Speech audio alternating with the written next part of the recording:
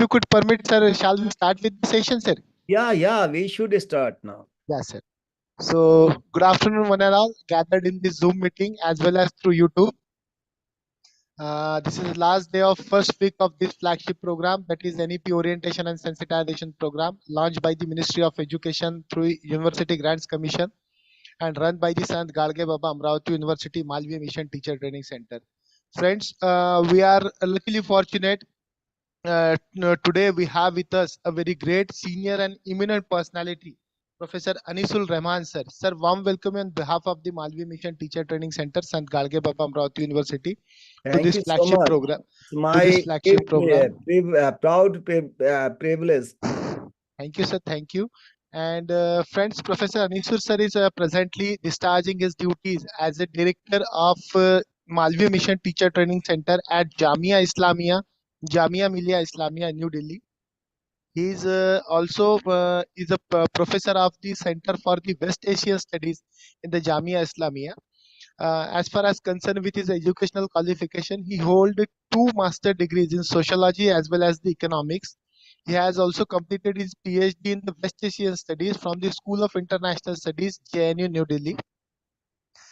Apart from the responsibility of the director of the MMTTC, he is also teaching papers of the research methodology and social demographic migration, the development of Gulf region to the MPhil as well as the PhD scholars.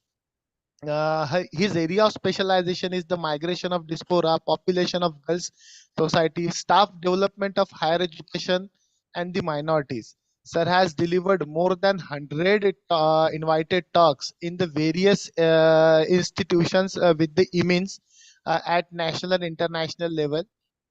Sir has also visited the foreign countries like as America, France, Germany, Netherlands, United Kingdom, Hong Kong, Switzerland for his academic assignment. Sir has also delivered invited in the various institutions for the invited talk in the University of Cambridge, UK, France, Sweden, Hong Kong. As far as concerned with, he's making many more responsibilities on his shoulder. There are many more responsibilities. He's a coordinator of LEAP program, that is a flagship program for the academic leadership development and design and designated by the Ministry of Education. He is also the coordinator of National Resource Center of Jamia Islamia. He is also a coordinator for the Center for Distance and Open Learning Studies at the Jamia Islamia. He is a member of the management development program. Now that is the orientation and faculty induction program. He has conducted more than 100 programs in various capacities as a course coordinator. He is a nodal officer of ARPIT, that is annual refresher program in teaching on the gender sensitization, and he has developed that course. He is an editor of HRDC souvenir as well as the ASC bulletin. As far as concerned with his professional contribution to the various bodies and societies, sir is a member of academic advisory committee of University of Delhi, University of Patna, and thereafter Lakshmi Bai Narayan Institute of Technology. He is a member at Patna University also, Delhi Technological University also. And sir has published more than 150 papers in the national and international journal, that is very recognized and reputed journals. And he is associated with various research projects also, that is directly impact on the societal studies as well as the societal needs. So this is the brief introduction with regards to Professor Anisur sir. Friends, today we are going with a very crucial component, and that is very important component of the NEP. Not only the NEP, our entire education system is based on the research, and without research we cannot further proceed anything, because research is a in because research is a key pillar of our education institute that will be percolate for the betterment of our society and socio-economic development of our nation. And you know that everyone, there is a theme that has declared by the honorable prime minister, that is Vikasit Bharat, and that agenda we have should achieve till the 2047. And in that agenda of the Vikasit Bharat, the research play a very crucial role. So this is a brief introduction with regards to Anisur sir, and sir will conduct a interactive session on the research and development. So sir, I again warm welcome you to this flagship program and request you to start with your session. Sir, please. Thank you. Thank you so much for very comprehensive introduction done by you. So once again, I'm very indebted and thankful to all the colleagues and friends and the director of that MMTTC and everybody. Oh, you all are indeed my very honored colleague. So we all have got connected to learn from each other. Means we are going to exchange our viewpoints. We are going to exchange our ideas, and especially, you rightly pointed out that research and the role played by research is very important for making a society a better society or progressive society, or what we call it, a equitable society, which we all are aspiring for. And you also rightly pointed out that we need to achieve the target, or we are dreaming and we are aspiring to take our country in the club of the developed nation by 2047, as this is our cherished vision. For that we need to work very hard in terms of course, production of the knowledge, as you rightly pointed out that the very function of higher education, and that too of the teachers like all of us, to undertake a big project so that we will be able to produce knowledge, or we will see other perspective, and we will be able to reduce all the challenges to which our society is plaguing. And here you rightly pointed out that this NEP sensitization or orientation program is made for this. We also know pretty well that now we have had a very good policy or progressive policy, that is called National Education Policy 2020. And we all, by any means, we are going to implement it in true sense of the term, so that we can reap the benefits of this National Education Policy 2020. And here, the role and the responsibility of the teacher is considered to be very crucial, and it is in fact the central agency through which our society can see the benefits, or can reap the benefits, and can enjoy the benefits of this new National Education Policy 2020. Everything is there, and this policy has a lot of potential, means enormous potential. So is our own great nation has all potential. So before going further, I will be very happy to share some of the challenges along with the opportunities. So how we will be able to translate or transform this challenges into the into the form of the reality, or in the form of the opportunity. Let us see to it. As we often say, and we are hearing that we all are saying, and this is also the fact that India is a demographic dividend country, or India is a country of youths. Almost 66, means two-thirds of the population falls into the category, means that belongs to the category of the working age group, or the most potential working age group, that is called of 15 to 35. 66 bulge of the population are considered to be very young, means we have had the advantage right now. But this advantage, let me tell you, or this opportunity is not going to continue for all times to come.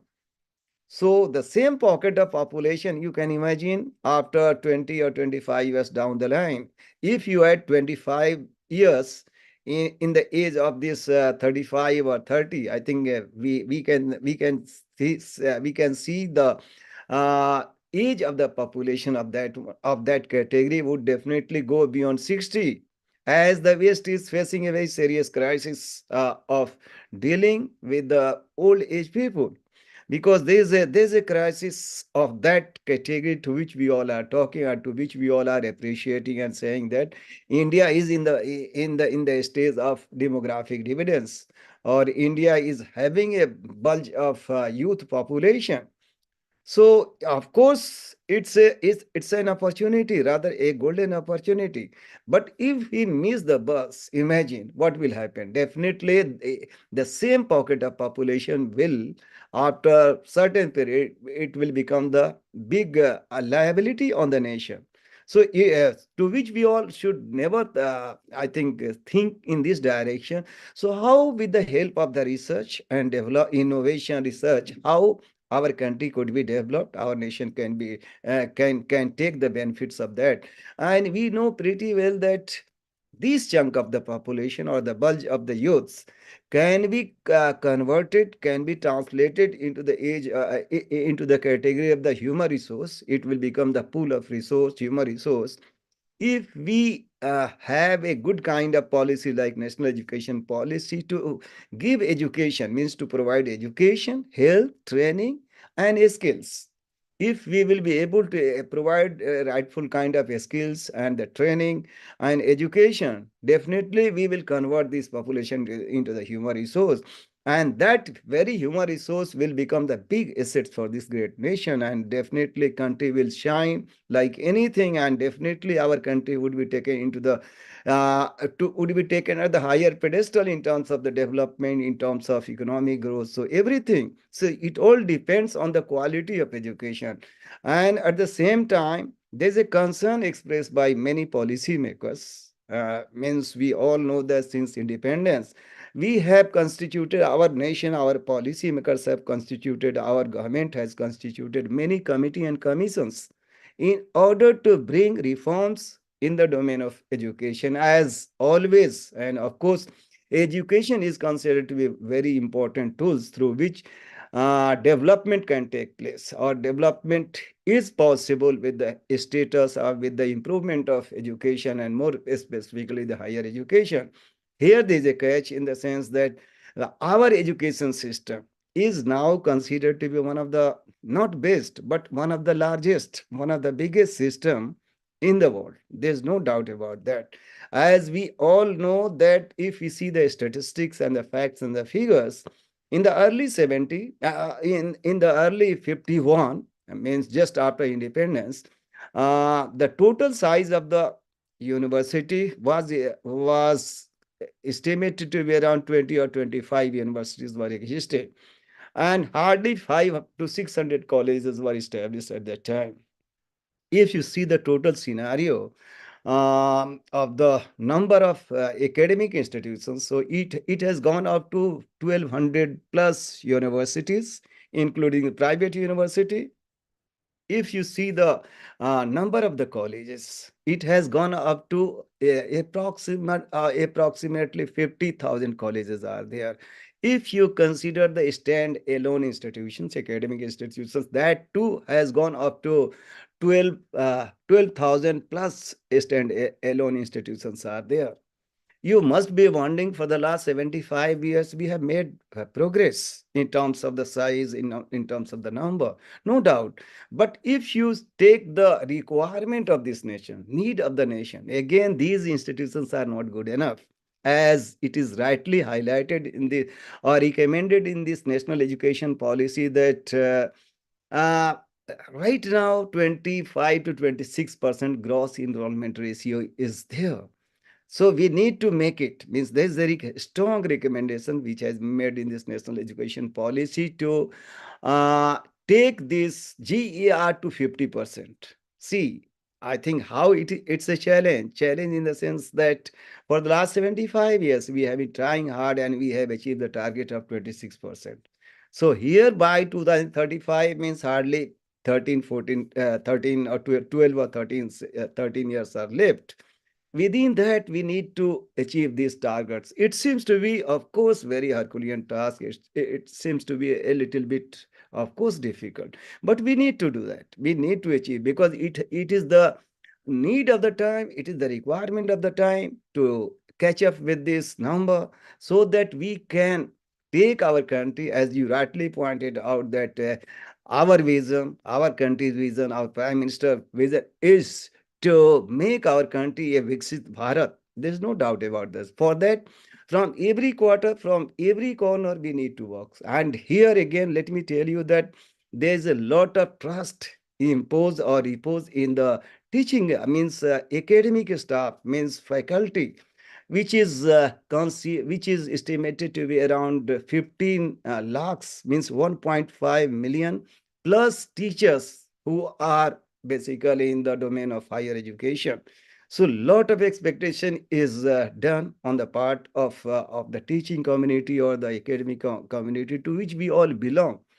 And we also know that there's a our acknowledgement has been done in this national education policy, means the role and the function of the teacher has been well acknowledged, as it is also said that the destiny of any society, destiny of any nation is in the hands of the teachers, means we and destiny of any country is shaped in the classroom. And who is basically the person who is dealing the classroom, who is managing the class, we the teachers. So lot of expectations are there on the part of the society, on the part of the policy makers, because they have come with a very good kind of policy in the form of NEP 2020. And since the day it has been implemented, lot of debate, discussion, workshops are being organized by all of us, and we are trying to understand the different dimensions and its potential also. And of course, it's a very potential, what we call it, this policy. And it is, we all know that it has been made hardly 64 pages it has been written. So what I will urge you to study this national education policy very deeply, very critically, let me tell you, so that we can make this policy a wonderful implement. I'm talking of the implementation, so that this policy could be implemented effectively. For its effective and efficient implementation, of course it has been implemented officially speaking, but we need to make it rather more implementable, in the sense that it's a roadmap. It's a roadmap, it's a guideline to which we all are going to take it for years to come, let me tell you.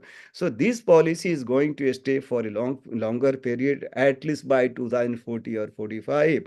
As we see the history of our own country, that 86 we had the policy, last policy, and there after the gap of 34 or 35 years, we have another kind of course other policy which is expected and which had the potential to face all the challenges being faced by faced by our society. And in order to fight all the challenges, to which whatever we have had our challenges, and it is also said, I think this is one of the themes of this NEP program, is to also understand how we can make all these academic institutions in interdisciplinary, multidisciplinary by 2035 or 40. I think whatever the challenges we are facing today, they all have multifarious kind of issues. This is very complex. So unless until we are going to follow the multidisciplinary kind of approach, we will not be able to face this challenge. We will not able to give the possible kind of solution. And here the role of the research comes into the picture. So here this theme, which is also the themes out of the 8 themes we are going to discuss. So we will discuss in great details. So how we are saying that this population, or the chunk of population to which we all are having, is a challenge.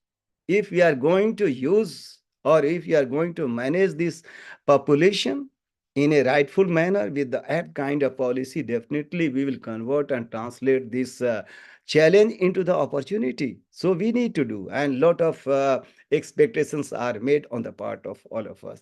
So here it becomes, and when we discuss this higher education or the research, we are not all alone. Many stakeholders are there, like policymakers, of course, academic staff, at the same time, administrative staff, in addition to that, and then the people who are sitting at the top level, means those who are dealing, means like the vice chancellor, and then registrar, and many more. So basically, those who are managing the affairs, those who are basically responsible to manage the affairs of the university and the colleges or the higher education institutions. So there's a need to give this kind of exposure not only to the academic staff, but at the same time to the policy makers, and of course all these people who are sitting at the top level positions in the form of the vice chancellor, directors, deans, and heads. So this is very important. But here we will focus rather more about the academic staff, means the teachers. We all know pretty well that our function, our job, our responsibility is, of course, many more, but the crucial or the major function is production of knowledge, means research and the teaching. And sometimes we say that teaching and research, so it hardly matters whether we are going to say which one is the first, but the equally important uh, is both the responsibility, and there's interconnect between the two. Both the responsibilities cannot be separate, both are inseparable. Means the teachers who are a good researcher can only be called and would be called as a good teacher, because unless until we produce knowledge, unless until we generate ideas, new perspective, how can we go to the class? Because the information which are available in the public domain, it is accessible to all. Even the students are more accessible. So here, by virtue of our own experience, this becomes very important that let us take this research. And again, this is also important that if you see the scenario and the status of status of research in our own country, again there is a serious issue, serious in the sense that we have not means if you see at the global level, we don't stand anywhere in terms of the quantity and the quality. So quality is a serious concern. Even quantity wise, we are not the first, we are not the second, we have been left far behind. So what is actually the system to which we are not doing our responsibility in a better way or in effective way?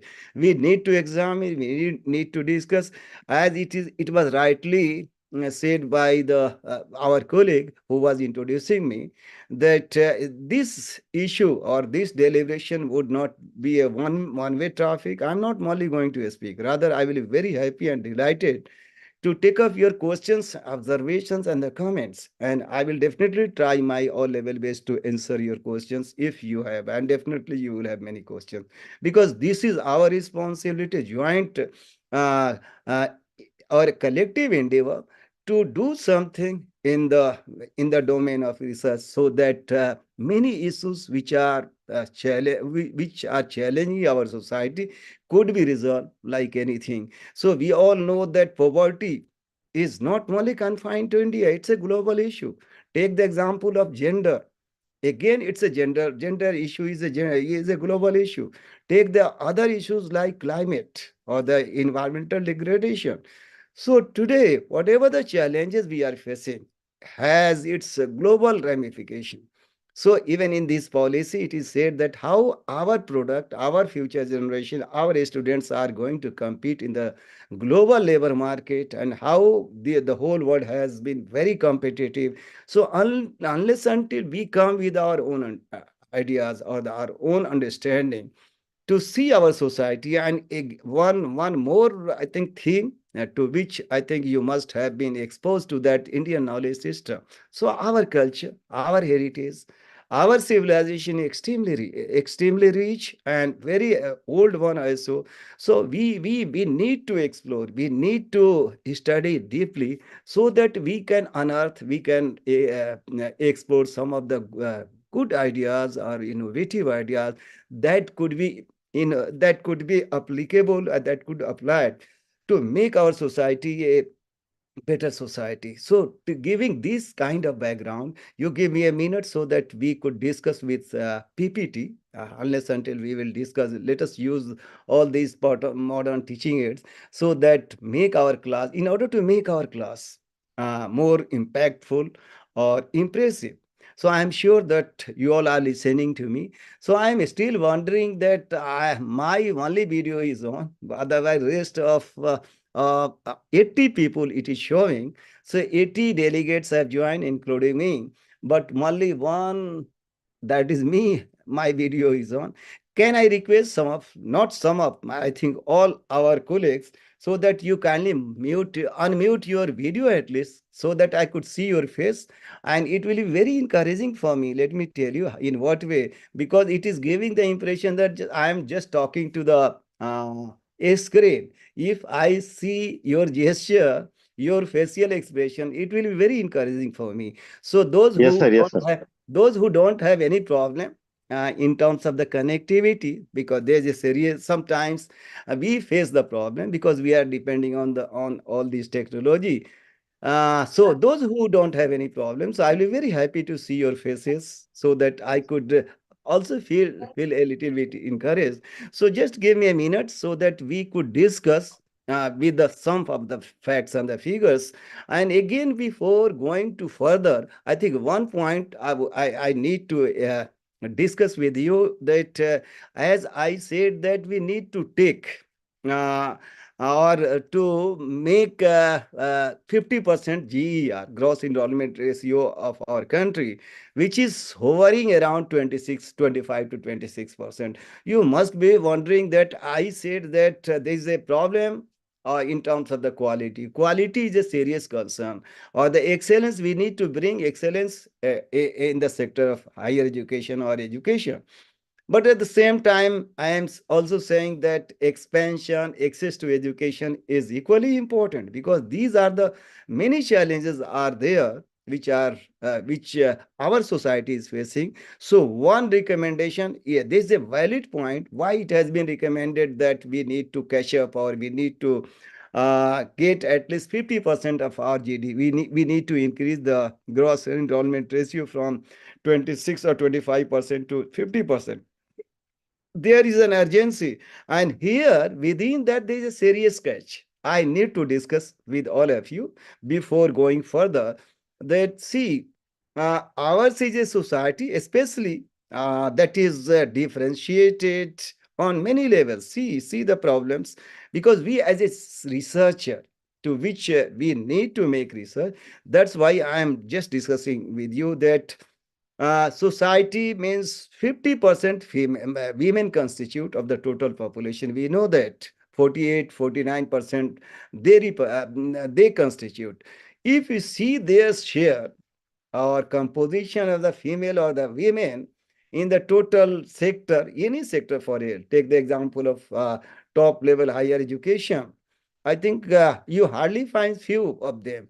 Means or labor participation, they are grossly represented everywhere in every sector of economy and society. So here we need to make society a gender sensitive society, means gender balanced society, to which we all are looking forward. If we are thinking that our country would be definitely in the category of the developed nation, for that we need to come with our own idea how we can make our classroom, how we can make our society, what we call it, a gender sensitive society or inclusive society. Means again, one point, not only there is a problem in terms of the gender, but there is a problem in terms of the social category. Means the people who are living in the rural area. We all know that the country to which we belong to is a country of villages. Majority of the population lives in the rural areas. And if we are talking of 26%, this is exclusive in the sense that only the elite persons like all of us or urbanite, our children are there. But what happens to the people who are living in the rural areas? They are not able to send their children due to their poverty to the urban located academic institutions due to their poverty. So they are excluded. So women are excluded, and many marginalized sections of the society are also excluded. So our problem is not only to just catch up with the 50% of the GER. Within that, there is a serious catch. There is a serious problem. There is a serious issue that needs to be highlighted, that needs to be taken care by all of us to make our own study, a special study in this area, so that we can think of the inclusive society or inclusive policy or inclusive growth or inclusive gross enrollment ratio. So we, in order, of course, increasing or enhancement of gross enrollment ratio is the need of the day. But at the same time, making inclusive in many ways is equally important. So I thought that I should share, so that when I think you must be knowing about the NRF is coming, so they are going, that very foundation is going to give a lot of funds to all the academic institutions to which we all are there. So we need to take off project, taking the all these kind of issues. And at the same time, I also said that by 2035 or 40, we need to make each and every academic institutions multidisciplinary and interdisciplinary. You must be wondering why and what is the need of it. There's a serious need of that, because the issues to which we all are going to highlight, to which we all are looking forward, unless until we take our cafeteria approach or multidisciplinary or interdisciplinary, we will not able to understand the different and the multidimensional issues. So here it becomes very important to you, me, and somebody should come forward and prepare the research project for our own undertaking any kind of research project from any agency, either NRF or the, of course, it is still in the formative period, but at the same time, many agencies are there, funding agencies are there. They are looking forward to have a good kind of research project. On the basis of that, we are going to get the funds. So what is the scenario? Basically, we are going to understand problems, issues, challenges, and we will try to see what are the rays of hope, what are the possible solutions, what are the initiatives which have been taken by government of India or our policy maker to address these challenges. So let us discuss first of all about the challenges. So you give me a minute so that I can come with this.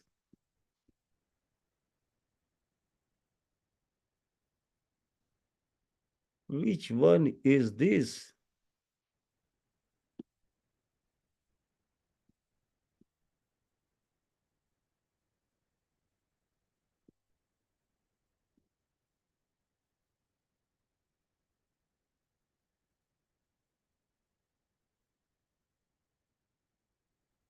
Uh, is this visible? Yes, sir. Oh, great, great. So just have a look on it. Research, innovations, and development in higher education institutions. What are the challenges and the policy options to which we all are going to focus here? So let me now proceed is that just have a look how we can understand research. Research is nothing but it refers to creative work, which is basically understood systematically in order to increase the existing stock of knowledge and the culture and the society. It utilizes further stock to devise application in a broader sense. It covers the gathering of information, facts for the advancement of the knowledge. Basically, uh, if we try to understand research, or the very definition or the concept of research means it is nothing but the production of knowledge which is going to use for further advancement of knowledge, and at the same time it is applicable in order to provide the possible solutions. Take the example of uh, eradication of poverty, unemployment, gender discrimination is gender sensitive. So how we are going to understand in the right perspective, so that we will be able to give some sort of suggestions or the recommendations to the policy makers. On the basis of that, policy could be formulated, and when the policy is going to be implemented, definitely this issue will be resolved to a larger extent. So this is all very important. And what is basically innovation? Innovation, discoveries, and inventions. This is all relating to that one. Is innovation can be considered the key player for economic growth and subsequent improvement of the quality of the of the life of the people. And of course, there's no doubt about the fact India has the capability and the potential for spearheading innovations. Already, I told you that India is one of the biggest or the largest education system in the world. Means it stands next to US and China. So it is the third position in terms of the size of the education system. But there's a need in terms of the quality, there's a need to improve the quality. So how it could be done? As we all know that the big question, the Indian education system will support this potential. So I think if we'll be able to educate our Indians or our educate population, means we will be able to translate this bulge population, youth population into the human resource, I think they are going to contribute immensely. We also know pretty well that around 20 million Indians are working in different parts of the world. Other than India, we are contributing. Ours is a economy which is one of the robust economy in the world, which is one of the biggest one. But here again, it becomes very important that 20 million Indians are working and they are remitting. A huge remittances, means there's a huge inflow of the remittances which are coming back to our own country. This is nothing but the outcome of the outflow of the labor or the human resource. So we are basically far ahead in terms of that. If you make the comparison with the China, so India has acquired the first position in the world in terms of the receipt of the remittances. So in our remittances, it is estimated by the World Bank that that is going to touch, or that has touched 100 billion US dollar. I think recently we have got it. Even the trend of the inflow of the remittances, even it was not got much upset due to the pandemic, onset of the pandemic. Even during that period, it went ahead. And leaving China far below in terms of the China, it is around 67 or 65 billion. But in case of India, it is 95 or 96 billion plus. So here we all understand the importance and the significance of the money or the foreign exchange which is coming back to our own country. And this is all happening due to our labor, due to our human resource, which are working, which are contributing immensely at the place of the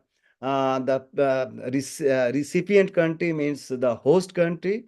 Over there, they are working. So they are basically have become the backbone of the economy of that country. But at the same time, they are contributing hugely in terms of the remittances. So why I am saying, so that we can understand the importance and significance of the human resource to which we all are aspiring, to which we all are saying that demographic dividend, youth bulge of population or the youth country. So how we are going to take the benefit out of this youth population? We need to do this. For of course we have the policy. So how we are going to utilize this policy for the benefit or for transforming this population, youth population, into the human resource is a big question, or is a point of debate and discussion. And of course, we need to see from the different perspective. We need to study this issue in the rightful perspective so that we could reap the benefits of that one. So let me now, already I have discussed with you the third largest system of higher education, and education is considered to be a prime mover of the society. I mean, it is one of the very important agents, or rather most important agents through which society can move or society can be taken at any level. So quality of education together with equity needs attention in order to use favorably demographic potential or demographic dividends. And the overall scenario is that the quality does not match the global standards. We know that. So what we need to do it, and what is the worry and what are the issues over there that needs to be taken care of, that needs to be understood by all of us. So there's a need for urgency for improving the quality countries' educational institutions. We all know that 1,200 university and then 50,000 approximately colleges are there and 12,000 stand-alone institutions are there. Even these institutions are not adequate enough. There is a need. Hence, you must be knowing, and we all are hearing that let us follow this pattern of what we call online. So now we have decided, policymakers have decided that we need to go by hybrid, means blended learning, teaching learning has been well recognized because we will not be able to garner, mobilize the resources. Resources means money, resources are a serious impediments because many things are there that would be given priority. So how we are going to reap the benefits of this blended learning, hybrid learning, we have seen during the pandemic period. So in the post-pandemic period, what kind of scenario is going to emerge, we need to examine. So here, let me tell you, again, is very important. So this problem is issues of inadequacies. Means what is the problem basically? Just have a look on this. Means we say that issues of inadequacies. So these issues are there that need to be taken care. What are they? Inadequate infrastructural facilities for making research, for quality research. I think physical infrastructure like building, not only, I think infrastructure like books, latest books, journals, these all become very important. And at the same time, I think faculty crunch or the shortage of faculty. See how these things are important. Why I am discussing? Because here we are not supposed to look at all this, but policymakers and then top level management also would look into and how it would be made possible. We, the researchers, should come forward and study deeply and forward the same to the policymakers or to the top level management. And I think very recently you must also have studied, I think, chairman of the University Grants Commission, he wrote a piece of paper, I think a small paper on higher education. So in that, it was clearly said that 40%, 40 to 45% positions are still vacant. So it's a matter of worry and concern that, and I think that this was written that they have already intimated all the vice chancellor and those head of the institution to take care of that, to advertise and to do all formalities so that the faculty could be appointed. So without, if 40% positions are vacant in your own university or the college, don't you think that I think your university will run smoothly and effectively, everything will, teaching will be effective? Definitely not. So this is very important to look into that. Unless until we improve the quality, I think go anywhere outside the country. I think I think infrastructure becomes very important, and all these buildings, all these physical infrastructures are not in a very good shape. They need some sort of fund, immediate fund or big huge fund, so that this could be improved upon.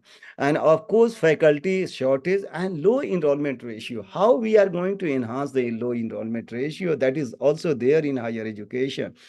We will see to it at the top level, in the PhD or the research level, even not 1%, 0.5% enrollment ratio is there. And already we have discussed that how this 50% ratio or the gross enrollment ratio is important. Overcrowded classroom, see the situation as we are appreciating, saying that 1200 universities and 12,000 colleges stand alone institutions, and 50 or 45,000 colleges are there, but they are not adequate enough. See, You must have, many of you must have faced the challenges, like sometimes you need to address the gathering or what we a class of more than 50, 60, 70 students one at a time. Don't you think? I think it will it will not be managed. For making the class it learner centric or the effective teaching, I think this becomes very important, that the size of the class would be around in the range of 25 to 30 or 35, not more than that. If we are going to increase or if we will have more number, I think effective class is not going to take place. That would become the crowd behavior. We understand the behavior of the crowd, so we will not be able to identify also. So for eye to eye contact, for effective teaching, efficient teaching, this is very important to have the number that would be. So here also see, I think as I ask you that kindly unmute your audio, video so that I could be able to see your faces. So for you too, if the students are not going to pay attention to your class, and if the number would become hugely big one, I think you are not going to manage. I am not going to manage. So effective teaching, efficient teaching is not going to take place. So here again, the fourth point to which again we need to discuss is gender and ethnic imbalances. See, in our how we are going to make our class a diverse class, or diversity is considered to be the strength for the class, for our society. So here gender, in terms of how we are going to make our class, which would be gender sensitive, means pro gender, means even gender means representation of women, yeah, or the percentage of women should be reasonable enough. And of course, ethnic, on the basis of caste, on the basis of rural and urban. So if we are going to look, and we the teachers need to see how we are going to make the class a inclusive class. For making the class inclusive, I think these considerations become very important. So we will see to it the low base of the research from the academic sector is again the other challenges. So issues of inadequacies has become the very perennial issue in our own academic institutions. So we look into it, and you must be wondering, this is the job of the top level management and something like that. So what my in democracy, nothing is separate. I think everything is interconnected. So how we are going to highlight, how we are going to expose, how we are going to uh, explore all these dimensions and suggest the same to the policy making or the top level management, so that these considerations, these issues could be taken while formulating the policy or while addressing all these challenges. So let us move on further so that we could understand a little bit. Already I have discussed these things. So there's no, what is the, I think growth in demand for higher education, as it is said, the education for all. When the British Empire was there, at that time, education was made only for few classes, few Indian elites, and it was made so that they could serve the, when they become educated, they acquire education, they will become the instrument who could serve the purpose or promote the purpose of the British Empire at that time. But now ours is a country which we all have adopted the democratic governance, means here democracy is there. So in democracy, what matters is very, very important, means everybody, the doors for education, acquiring education has been opened to one and all. So no any kind of whether the people who are living the rural area, the people who are poor even there. So incentives have been given so that even the poor people can afford or can send their children for education, and more even in the higher education. So one of the motto of education is to universalization of, I think, elementary and secondary, to certain extent it has been made. Even for that, as I told you about the United States of America or the many European countries, over there, uh, gross enrollment ratio is better off. So if we are really interested to raise or enhance the status of higher education, we need to do in this, and gross enrollment ratio, I think, to bring excellence means quality improvement. All these issues are equally or indispensably important. So let us now proceed further. Again, it becomes very, very important. What is the status, India's research status? Where do we stand today? And where we would be able to stand tomorrow? Again, we need to examine, we need to ponder. So here it is said that India's total population is estimated to be 0.114 billion today, as we also calculated the total youth population. And there's a data, I think, again, I will show you some latest data. So there were only 216 researchers per million population, and India's investment is in research is 0.62%. 0.6% basically we are spending. India is spending on research. And what are the global practices? I will show you in details with some of the slides, latest data. I will be very happy to highlight. So what are the global practices? France spends 2.2% on research, and the United States spent 2.7%, and the both countries have 4,300 researchers per I think per thousand population. China invests 2.11% its GDP on research and has 1,1200 researchers per million population. I am sorry, I said per thousand, per million population. So India's education expenditure means we expend education hardly 3%. Never we have crossed 3%. If you see the total expenditure today, I think 2.5% of our GDP is going.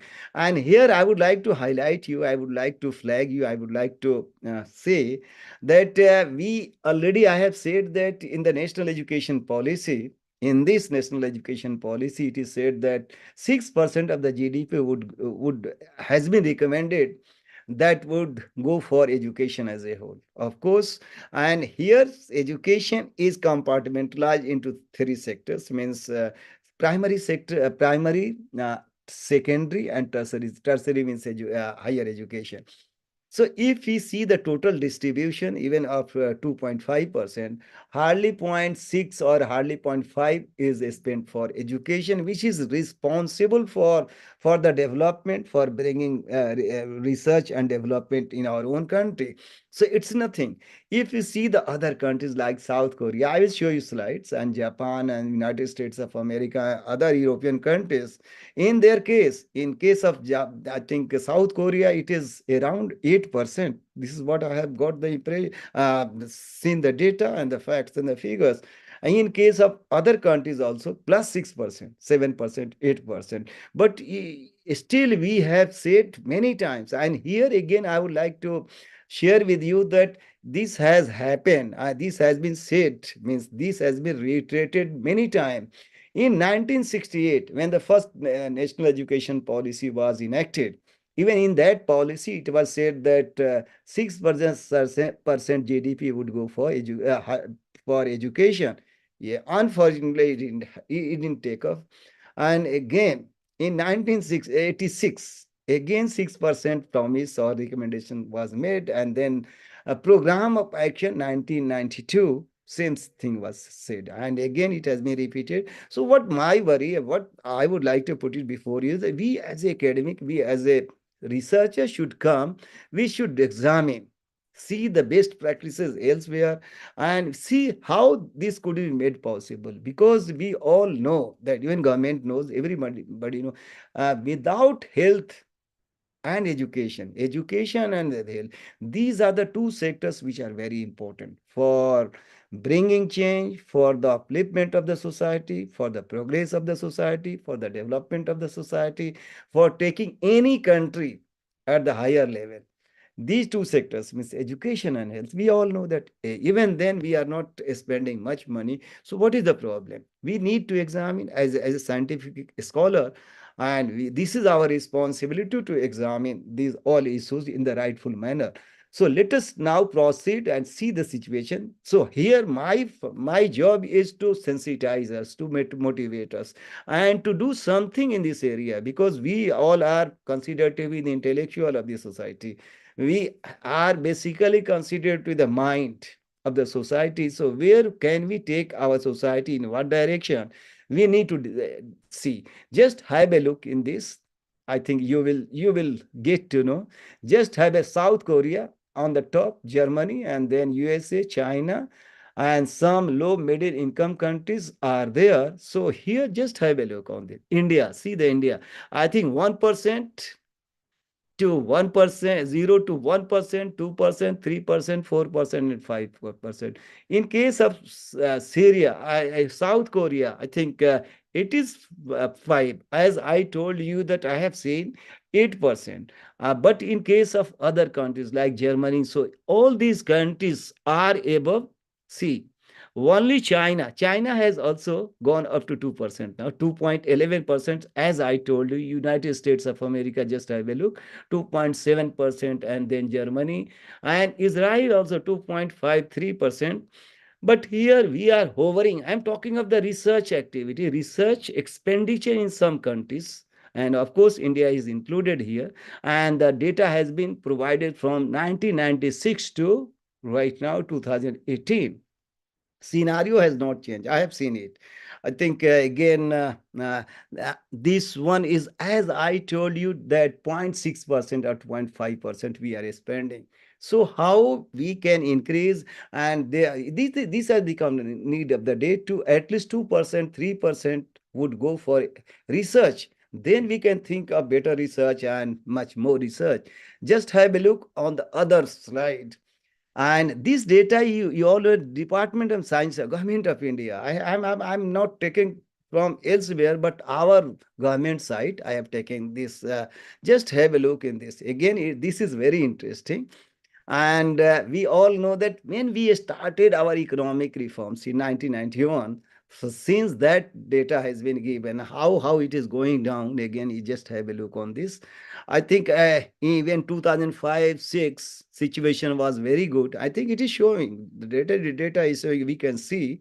And how in 2020, 21 or 2020, 22, things are just moving, sliding down. So it's a point of worry. On the other hand, we are saying that we need to be competitive and we need to produce the global citizens. So these issues need to be examined by the academic like all of us, and give, because this country is democratic country, free country, and how we are going to take and country at the higher pedestal. This is the responsibility of each and everyone. We, as a conscious citizen of this great nation, we need to work how we can contribute at the individual level, at the national level. This is again very important. So R&D expenditure and R&D as percentage of the GDP. So it is why it is going down. So where does the money go? Means this money is going, means when we are talking of the percentage, so it means 95% money or 98% money. Where is it going? We need to go. We need to know. Already I discussed with you that this is very important, that social sector means education and the health. And here again, let me now discuss with you. The other slide is again very important. National research and development expenditure sector wise. What are the sectors? Of course, if you see the government sector, I think private sector 36 means 37%, and then 43% means yeah, 44% is basically by the central government, and the state sector is again not much, or is there 4.4. And what is the contribution of the higher education is 6.7%. So how we are going to deal with this? Again, this data will show to us, because ours is the economy which was public sector or the government oriented or state oriented economy. Since 1999 or 1991, we have started liberalizing its own academic activities. But at the same time, see the situation of our own country. Government cannot shirk its responsibility, because the money to which government is spending is our money. Our means our money, in the sense that our what we called national income and all that. So how priority is going to begin, how prioritize all these sectors is again very, very important. So let me now see, have a look on this. Just have a look. Very interesting one. GERD means what we call a government expenditure on rural and development, government expenditure on research and development by government, shown by the blue, and then red by business enterprises, and then higher education by green, and then others. See, in case of ours, still 50% basically government. But what is how we are going to manage the affairs of everything is very, very in case of UK, it is showing that maximum, yeah, business in case of the United States of America, South Africa, and all these countries. See the case of even France, not only 12%, 12%. And so how basically in our own case, I think that is the maximum. Government is so government can give this kind of logic that we are spending more than if we are making the comparison with that one.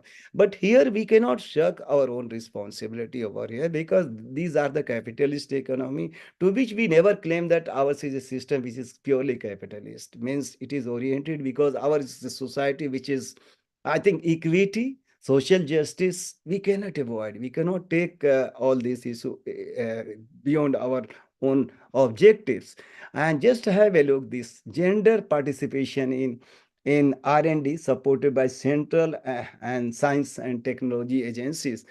Why I'm showing this? Because in order to make the society a gender society, gender sensitive society, or gender balanced society, this becomes very important. I think it is showing what was the scenario at the turn of the century, means 21st, when there was a beginning of 21st century. So it was, 13% into 87%. And what is the scenario today? 79, and then what happens and how this is zigzag, how it's ups and downs. So here, what my worry is that at least it should be 60 to 40, if it is okay, or what we call, we also say that it would be 55 to 45, like that. If situation is like that, I think we will see that gender consideration, pro-gender or balanced gender, because they constitute almost 50% of the total population. So we need to examine, we need to look into this. And of course, if we see the socio-economic consideration, class-wise, caste-wise, community-wise, regional-wise, I think you must be wondering, there's a need to see. Then we can think of a better society or better India or prosperous society. Because unless until if any group is left out, there is a murmuring, there is an issue. So we as an intellectual, we as a mind of the society, we need to examine all this. If something is left, how this issue could be brought into the discussion or to the policy recommendation or policy recommendation. It is the responsibility of the researchers, like all of us. So let us now, uh, just a second. So we will, how long should I continue? Then we will have the break. Tell me, please. I hope you have not got tired, I guess. Are you hearing me? Yes, sir, you can continue. Yes, sir. Yes. Okay. Okay. Let me now have a look on this all. Yes. Basically, how we are going to see all these things is very, very important, that there's a gap in terms of the gender. And not only this, there's a problem in terms of other way around. So why it is important that there should be reasonable amount of, I think, percentage that should go for research, so that we can think of the economic growth and productivity. Technology is the main driver or driving growth in today's digital economy. Research and development helps in the development technology or improving the efficiency of existing. So what I mean to say that unless until we are going to enhance, do you think that only to, I think it was 0.8%. Now it has been degraded, or it has been reduced to 6.6%. I think let us at least think of the 2%, then we will be able to do something. Low cost indigenous solutions will be only possible if we invest or spend much money. So research and development is desired in order to create or made solution for the Indian population, such as that are effective and easily accessible to the poor sections of the society.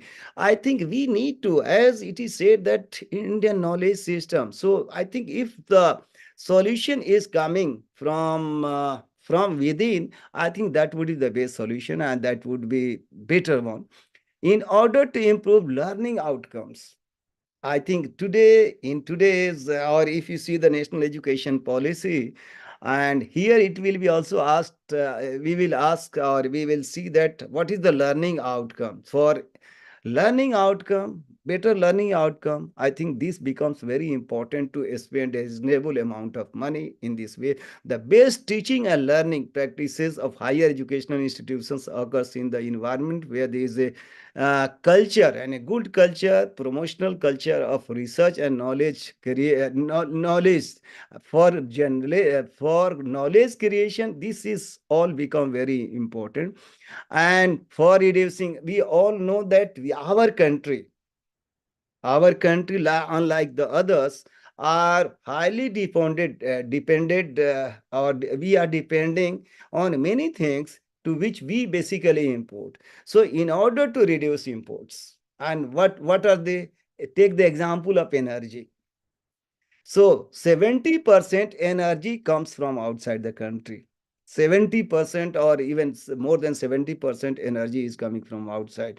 So if we are not going to pay attention on our own domestic exploration of the energy like oil and gas, I think this situation will come. It becomes very vulnerable. So it is said that India spends considerable money for importing high-end technology from countries like US, South Korea, which raises the import bill and increases fiscal. We all know that. I think when there's a relation, trade relation between the two.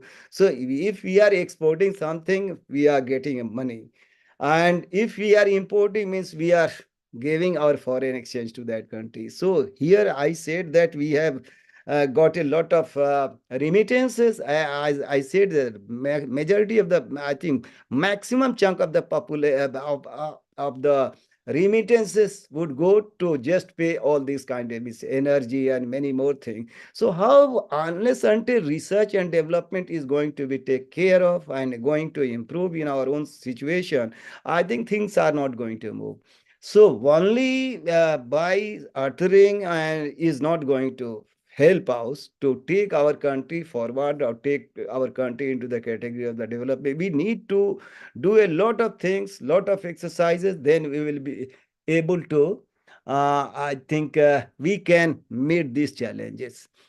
So we all know that what a few steps have been taken by the government to boost research and development. Like this has suggested to establish the NRF, and the aim is to fund, I think, to fund all the academic institutions in a or give the grants to all the university, colleges, and the higher education institutions. And then how impacting research, innovation, and technology scheme is going to help out. And then IPR law has also been changed to a large extent. So basically government is trying hard. Of course, we cannot say that nothing is done in this area, but it is done. But what it is required, that we as a teacher, we as a scholar should come forward to study this issue from our own different angles and suggest the same to the policy makers or the apt bodies, so that we could try to resolve all these issues. So this is, of course, what are the impediments basically. So many impediments are there. Low funding, we all know that it is one of the serious challenge. Funding is less than 1% of the GDP. So how we are going to catch up with the fast changing scenario of the world? Again, it becomes very important. So we all know that delay in dispersal. And we have often, when we deal with any project in our own university or the colleges, we face the problem of red tapeism and delay. So same thing is there. So here we need to work. And high dependence on the grants means, of course, so here it is said that how we are also going to generate our resources, how we are going to contribute, not only depending on the grants which would be given by all these public funded institutions, but there is a possibility, and there will be as we often say, that what kind of collaboration we can envision, we can think of it, so that we will be able to face all these problems. And the lack of skilled personnel, of course, if we will not use, and here again it becomes very important that, as earlier I said, that we are sitting on the pool of population or the potential human, let me tell you, potential human resource. So how we are going to convert for that, it needs help on the part of the policymakers, on the part of the government, on the part of each and every stakeholder. Then we will be able to do this kind of exercise. And here it also becomes very important that ours is a country which is democratic. Democracy, why I am saying that, if you see the scenario of the 50s, what happened actually? Many institutions, elite institutions like IITs, IIMs, were created, established, and the elites, or the people who were educated, or students who were the product of that institutions, basically they were required to serve this country. But what happened at the time, it happened to, they opted to go to United States of America or the European countries, because there was a need of human resource at that time. So what I am saying, that in this fluid situation, in this contemporary age, I think we cannot stop any. We don't have any kind of mechanism through which you can stop anybody. But we can have this kind of policy. We can energize our policy, so that even we can influence the other people, as the other countries are doing, so that they could come and they can contribute over here. So it becomes very important that how we are going to work, so that we will be able to cultivate or create a skilled personnel. A skilled means, not only IT professionals. So for every line now in this artificial intelligence era, which is going to, so what kind of, basically, we are going to create the human resource, so that we will be able to meet all these challenges, is again very important. And of course, IPR violation again, and then outdated curriculum and pedagogy. I need to highlight here, means the curriculum, many universities still focus on the rote learning and oriented to getting jobs only. I think this is very important, that in this policy envisages that what kind of course curriculum we are going to create, so that our product, our students could compete anywhere in the global market. So we should not rely, see, the situation is changing very fast, knowledge is changing also very fast. So it is the age over here, we must talk of the learning, de-learning and relearning.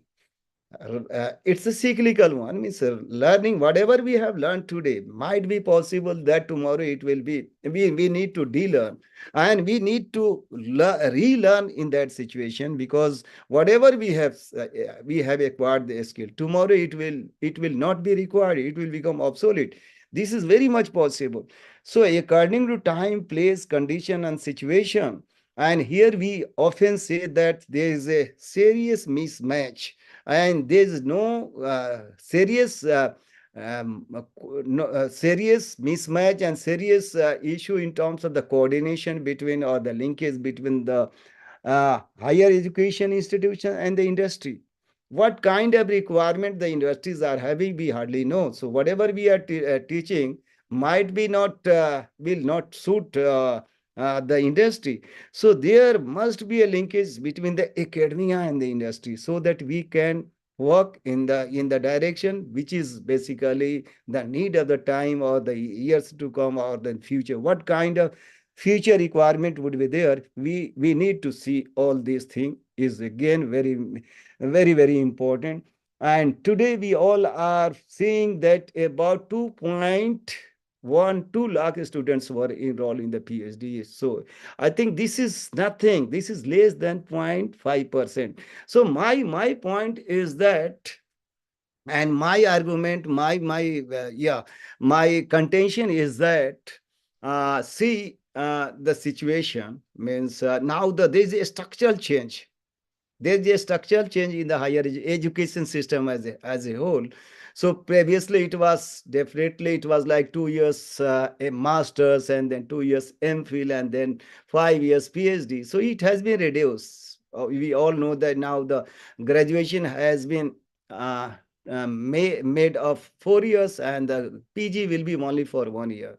And of course, thereafter direct to PhD. So there's a lot. And here now it is said that at the graduation level, undergraduate level, you need to give the training to the students so that they could start writing the research paper or they should participate in the seminar and the conference. So undergraduate level, we need to cultivate the students so that they when they get the admission at the higher education means at the PG level and the PhD level, they will become very inefficient in order to produce a good kind of research product. They could produce a good kind of research, and that could be only possible. I think the system to which we all are inheriting, to which we all are undertaking, was not up to the mark. That has failed the system.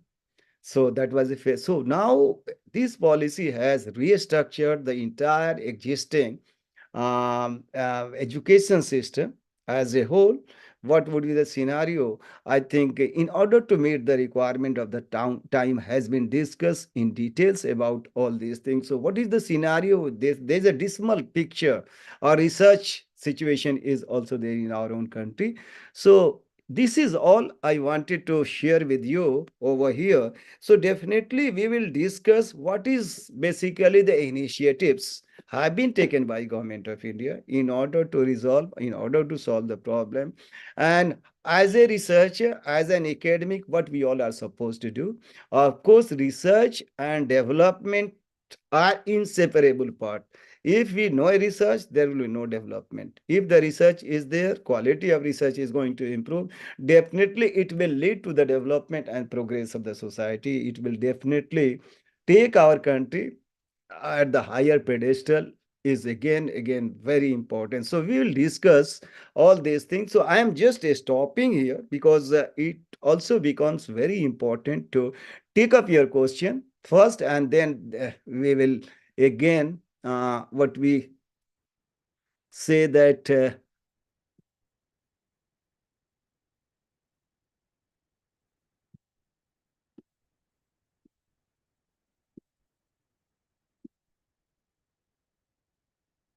yes, I will be very happy to take up your question now.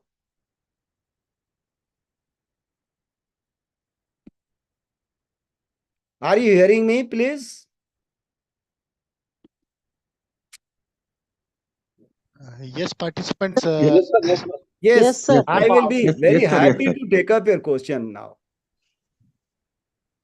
So that I should not, as I promised to you, that I should not only speak and speak, rather I should also listen to you. You all are the teacher, you all are my colleague. So I should not incessantly speak to you, rather I should also listen to you. And thereafter, we will have the break for some time and then we will proceed.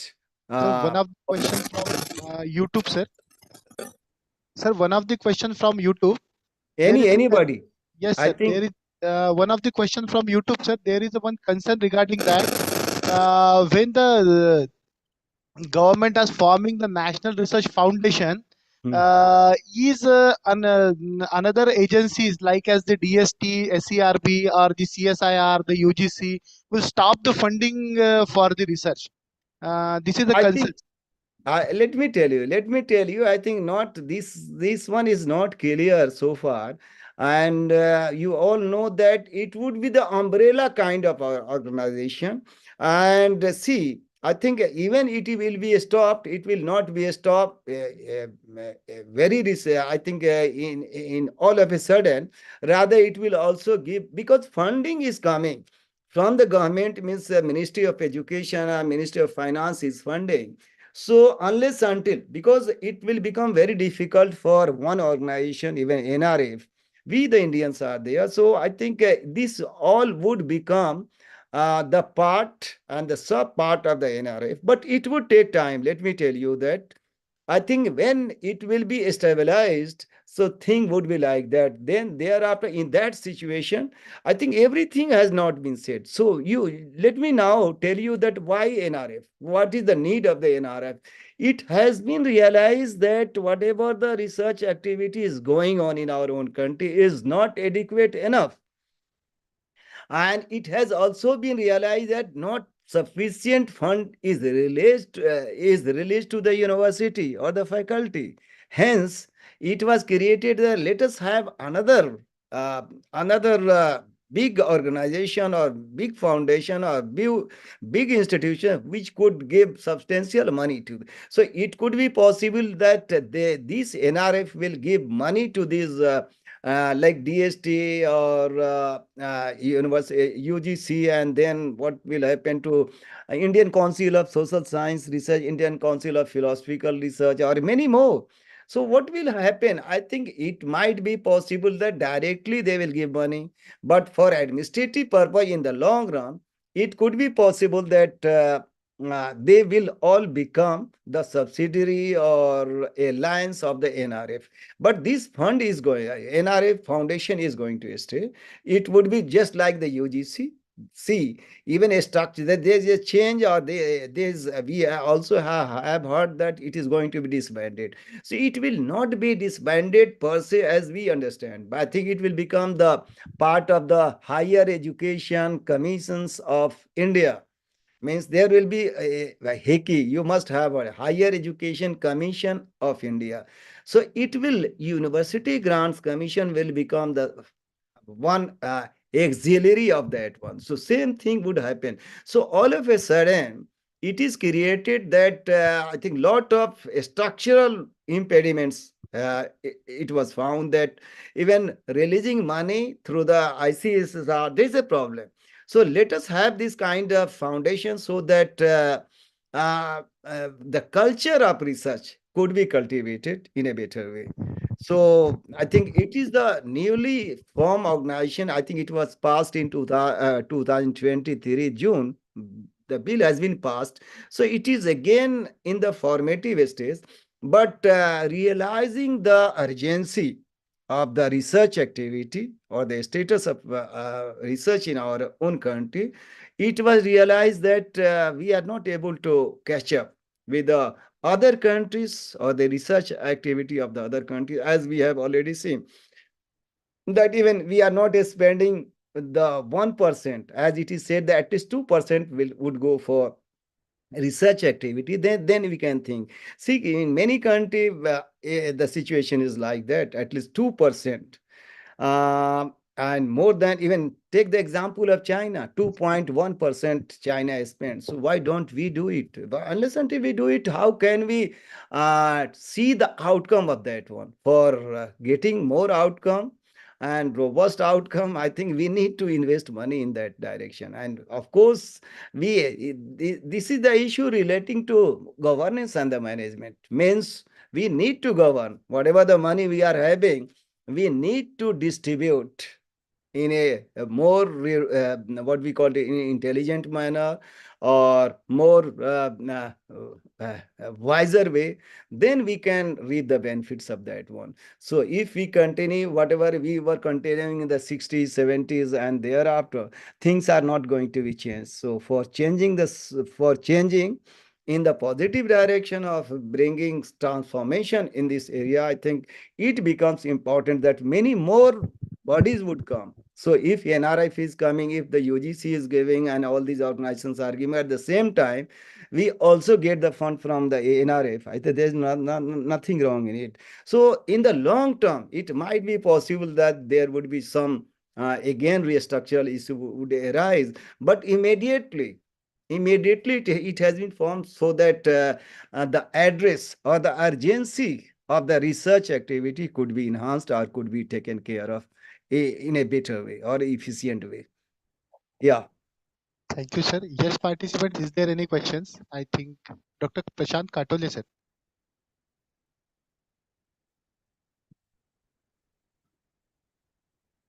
Yes, anyone has any queries or the questions?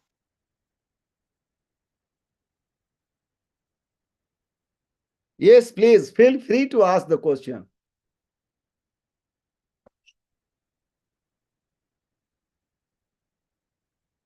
Sir, one another question is from YouTube also. Mm, The Yes, please. NEP has, one second, so the NEP has introduced the concept of startup with research. The startup with research. Can you elaborate this issue? Yes. So many startups, I think, again, I think why it is done, it has been realized that it is not only the activity, it is not the role of only the government and all the former organization, unless until we as a person should come forward. And again, I think money would be given. Money would be given so that independently we can work. Again, all these issues are in a very infantile stage, and they all are going to be concretized very soon. They are going to take the shape. So what basically we need to understand at this level is that all these issues have been taken into account simply because we have realized the urgency of the research activity, and things are moving and things are changing very fast. So unless until we as an individual, as a startup, we are not coming in this area in a big way, I think we will not be able to resolve the issues. As we have seen seeing our past, historical past, I think there's a need, there's a urgency that needs to be taken so that the boost up can take for boosting all these activity, research activities. It becomes very important to take only as a startup also. I think I'm sure that this will be connected with the NRF. NRF means NRF will definitely fund for startup also, especially in the research activities, because unless until we do on many fronts, I think we are not going to resolve the issues. And we also know sustainable, you must have heard about sustainable development, millennium development goals. So all these issues have become, at the global, they all have its global ramification. So we need to take this issue in a very robust way, in a profound way. Then we can be able to resolve this. I think for that you must consult many other agencies to know much more details about how at the operational level, how it is going to work, to who will fund all these startup people and all that. I think again, ministry is there. So you can consult some of the officials over. They will be in a position to let you know much more details, because it is the operational part, it is the applied aspect. So we need to see to it how it is. I see the case of NRF. It has not started yet, though it is going to be a year. Means bill was passed in 2023 June. So it is going. And if anybody interested to submit his or her PhD for research project, I think all these existing bodies like DST, and then what we call Department of Biotechnology, and of course, so the ICSSR, ICPR, and many academies are there. They are funding. And other than that, even at the international level, many agencies are there, many foundations are there. They are extending. But we need to see the objectives and the mandate of that center, of that agencies. So if we have the stamina, if we have the passion for research, I think still now, I think there's no dearth of agencies which can fund us for undertaking our research. I have research project, major research project, and some of the other projects also, because my area of interest is international migration and remittance, on which I am working. So I think we can explore the possibility, and startup is a good initiative. I think we need to know much more about how to go about that. I think for that, I think ministry will be able enough to explain it to all of us in rather more greater details. What is the applied aspect? What is the operational part of it? How to go about it? I think we need to learn much more. Yes. Yes, participants, is there any other questions?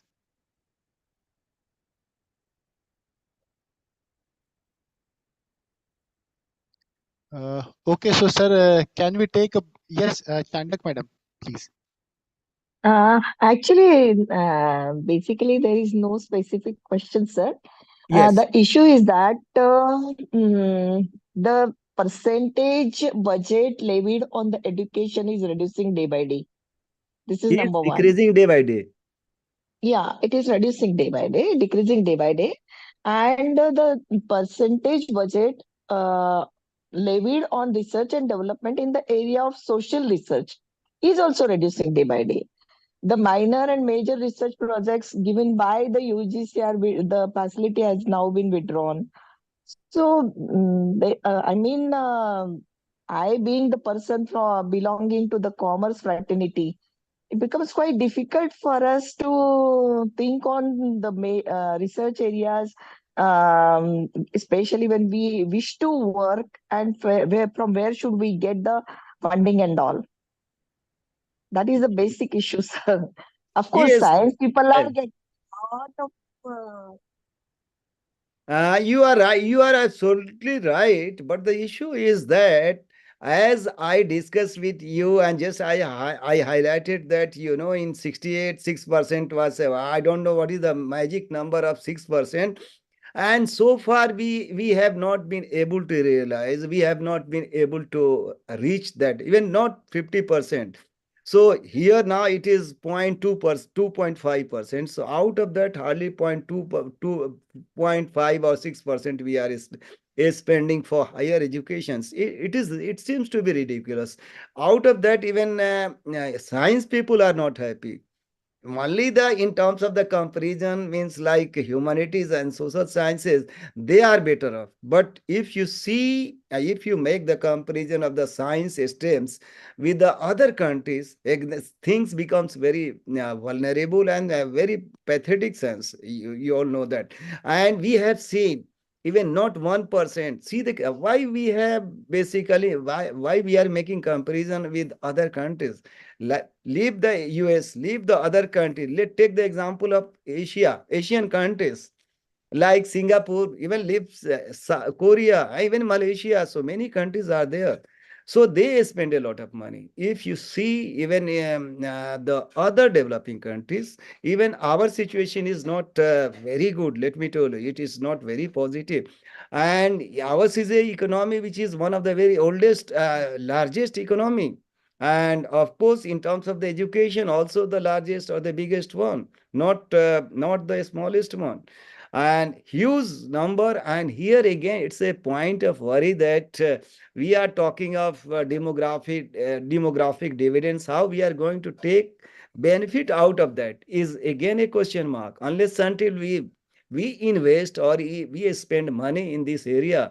I am still wondering. I don't know. I will also see to it, where does the money go? Even if you see the I think share or the percentage of the defense, that is not much.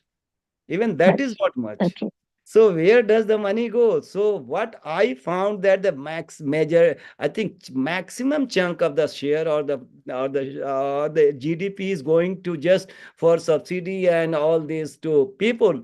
Like you all know that the just to feed the 80 I think crores people, to feed them. I think this is again needs to be examined by all of us, how we can change.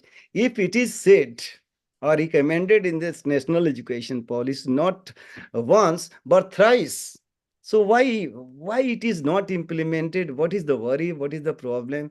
So it means we ours is a system which is a democratic form of democratic governance. Here, what is the demand of the public? We try to take that aspirations, that desire at the top priority. So when the people will be educated and when the people will become conscious, I am sure that we will realize the importance, significance of education and the health, and we will start investing money or spending money even on education and the health. But I think we all know that for eradication of poverty, for unemployment, for all social evils, I think education can play a very important role. It has played a very important. So health education cannot be ignored and should not be ignored at any cost. According to my understanding, you must agree with me. So here Yes. we have never given, and the irony is that we have so far never given importance to that one. I think if you see the history, our journey of our independent India, I think you will all the time find that there's a problem. Yeah, I think many times in 68, it was said that 6%, in 86, 6%, it was said, and it has never been Mm. implemented. So what I would like to put it before all of us, that we as a conscious citizen, because we are extremely privileged, so we should understand the intricacy of the society, and we must study. And of course, adverse situation is there, not easy, as you rightly pointed out, as a professor of commerce, as a professor of economics or the social science. We hardly have the option, not much opportunity as compared to the science people is definitely there. But in this NRF, it is said, of course, like the UGC, it is said that everybody, all the subjects would be taken into consideration, and every That's decision great. That's will great. be given if it is so, I think we should be happy and we should do something like that research. And of course, you all know that, I think, where to begin for career, where to begin and where to take the corrective measure, from which, when and where, is also a very difficult question. But as a whole, I think, all the despite all these things, if you see the positive sides, I think for the last 75 years in the history of the nation, I think 75 years is not much. So even then, whatever we have made the stride, whatever we made the headway, I think on the basis of that, we should be happy and we should be positive, and we should also work hard so that we can make our contribution for the progress and development of the society. As I was talking that women constitute 50%, but I have not seen, I think this is my area. Also worry that they are everywhere grossly underrepresented. If you see the top level positions in the higher education, you hardly find few. So if they constitute 50%, so there should be, and see the case of parliament for the last many years, we have been just promising and we are dragging. So the issue is that if we are interested to optimize the resources or the taking the benefits of everybody, I think we need to work how we are going to make our classroom a gender sensitive classroom. I think things will move in the right direction. The day we start thinking that, I think there should be representation on the part of the girl's child in education, in labor participation, everywhere. See, since this is the area of my interest and specialization in which I have been working, is international migration. I have been working, so I have just Mm. taken the project also. So what my worry, if you see the Europe, I think female constitute, yani women constitute 50% of the total migration endeavor in international. True, true. So if you see in North India, why I am saying that Uttar Pradesh, Bihar, Rajasthan, I think I'm still wondering that it is completely a male migration. And if you see the case of Sri Lanka, even Bangladesh or Philippines, even female migrate like anything of their counterpart. But here, unless until we change our mindset. I think this is not going to happen. Of course, if you see the challenges are being faced by the female migrants are enormous, there's no doubt. But on the basis of that, we cannot stop migration, female migration, or for that matter. So how we are going to address the challenges are being faced by female is, of course, that needs to be taken care of. But at the same time, we should not stop. So unless until we are going to, we cannot think of the empowerment of the women also. So many issues are there.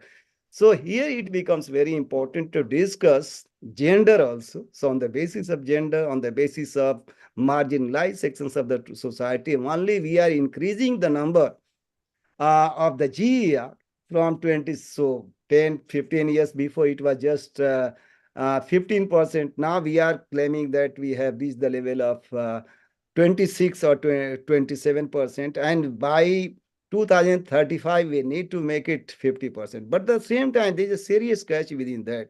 Even this is not all representative.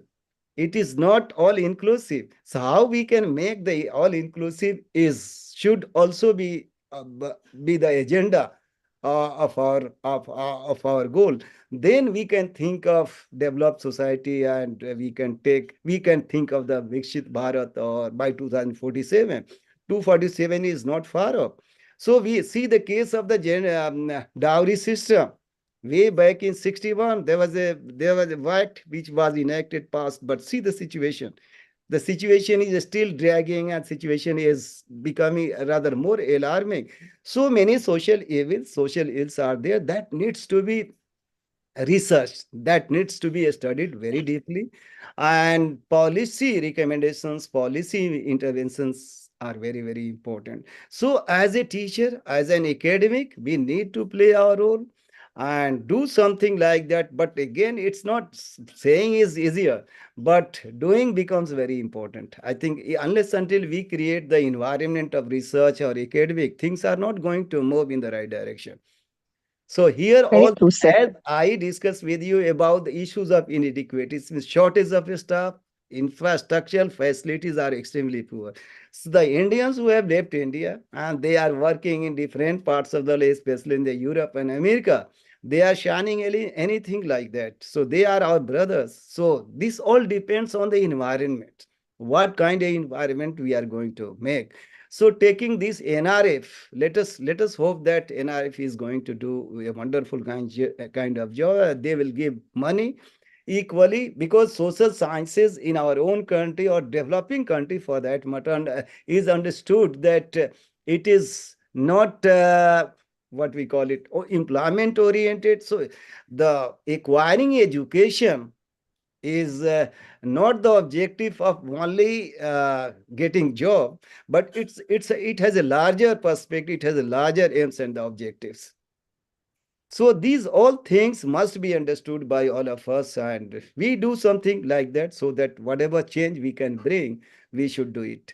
So here, see, I think when we talk of the interdisciplinarity, multidisciplinarity, it becomes very important. Even the arts, culture, history, political, all become very important. Not it has nothing to do with only engineering and what we call it the medicine. I think every subject has its own relative, I think, contribution in the society.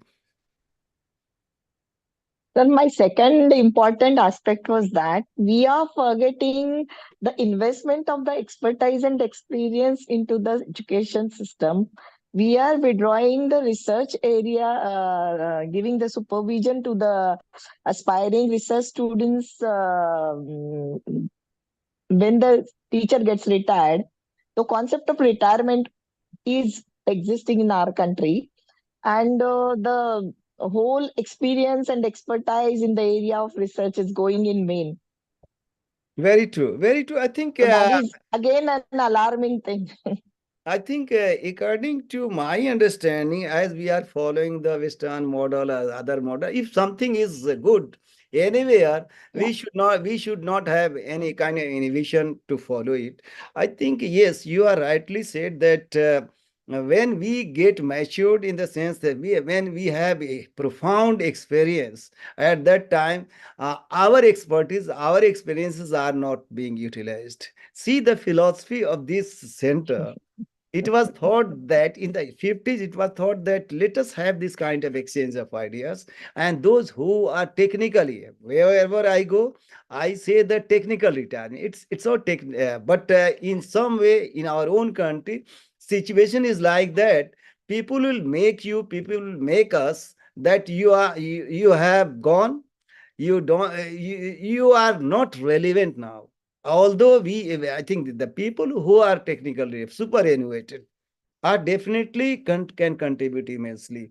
So this is all due to, you all know that what is, I think, immediate concern is the employment. Of course, and we are not managing our human resources in a better way.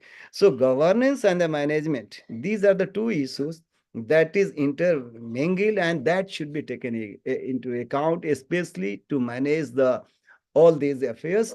Unless if you have become the assets for this nation, great nation, or for this nation, because you have a experience of 40 years, 45 years, 30 years, so you cannot, and experience cannot be, I think, replaced. And it has, experience has no replacement. And when we will realize, definitely we will start taking the advantage or reaping the benefits of the experienced people whose experiences are going to be obsolete, are not being used. I think, see the case of the United States of America or many European Yeah. countries. I think you can work as long as you wish, 75 or 80, as long as you can work or you desire to contribute.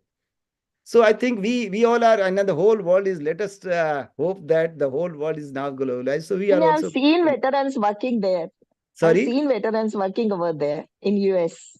In Yes, South Korea, in USA, I've seen people working there, veterans yes, working yes. there. There's no any kind of retirement as long as Yeah. you wish, and they have. Why America is America, United States of America? We They cannot. are amazing. Eh? So far as research is concerned, they are amazing. I think not so far as the research in any line, tell me. I think all Yeah, the lines everywhere very true. are shining. We cannot deny this. Facts are facts. We cannot deny. We cannot conceal.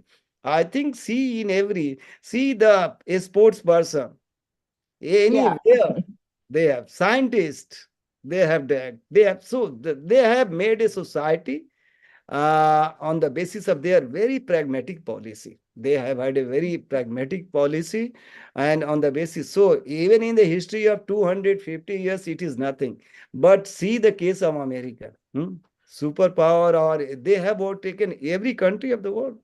So their past history or their, I think, journey is up to at most 300, 300 years old, not more than that.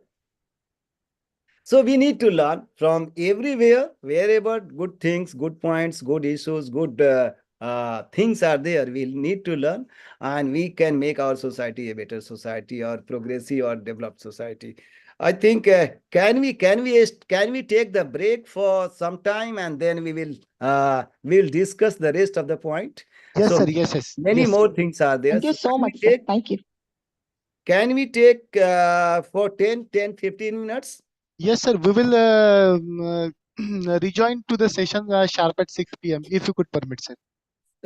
At 6. 6, sir. It is okay. Yeah, 6, 6, 5. At 6, 5 we will join.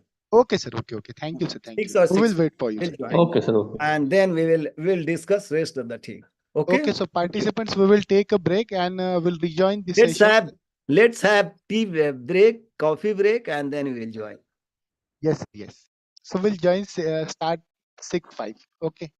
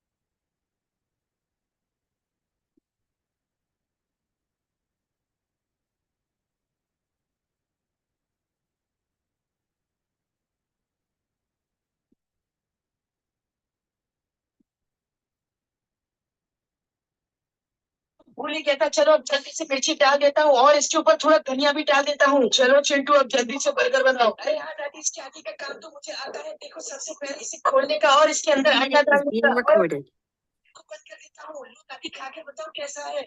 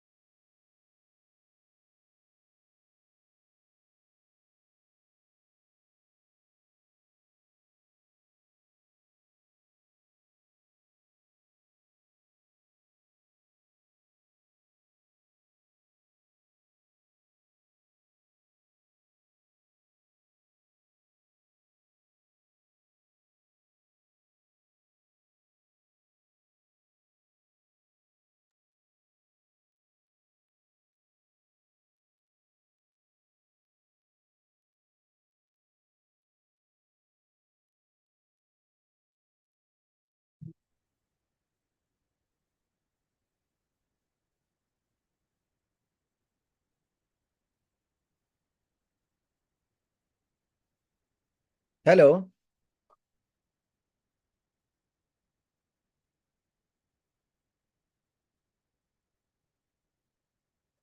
Yes, sir. Can we start now?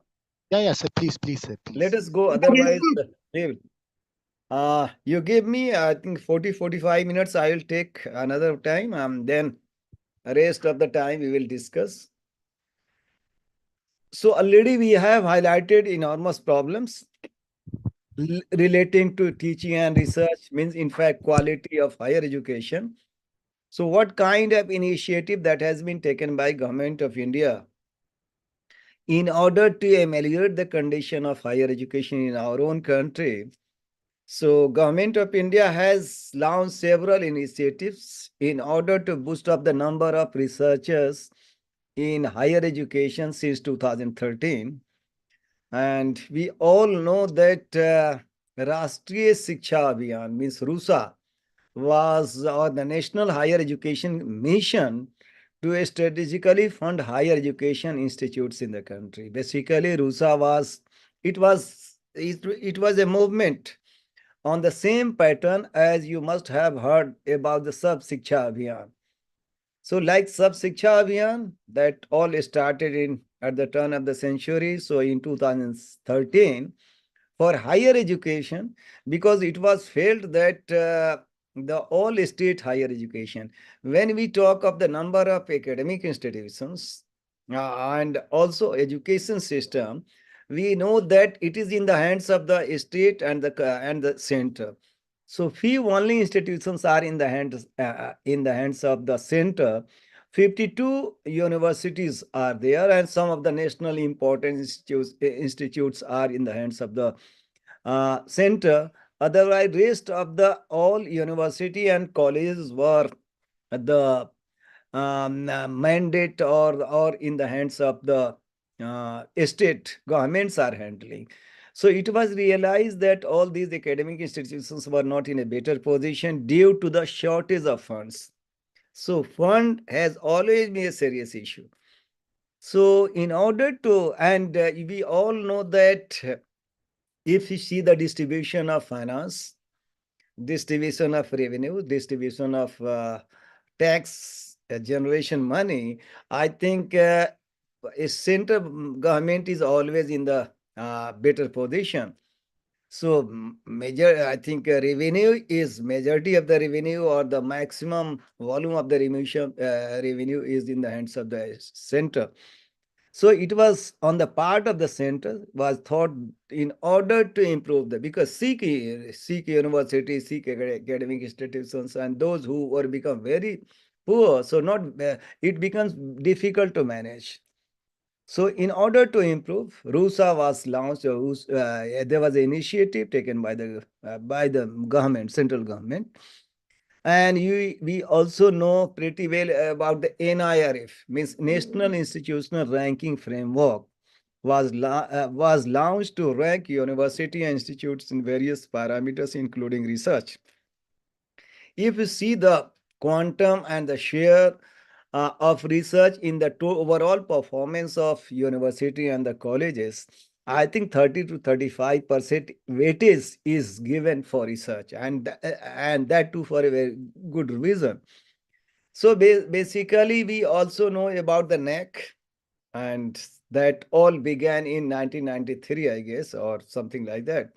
Since then, we tried to improve, we tried to understand the shortcomings or limitations of the academic institutions so that accordingly we can, I mean, say, these institutions could be funded in order to improve upon that. So the whole idea is not to penalize, but to improve or to take the hand holding of that institution so that they can contribute for the progress, development, and contribution of the society. So this was the point, this was the thing that was taken into the consideration.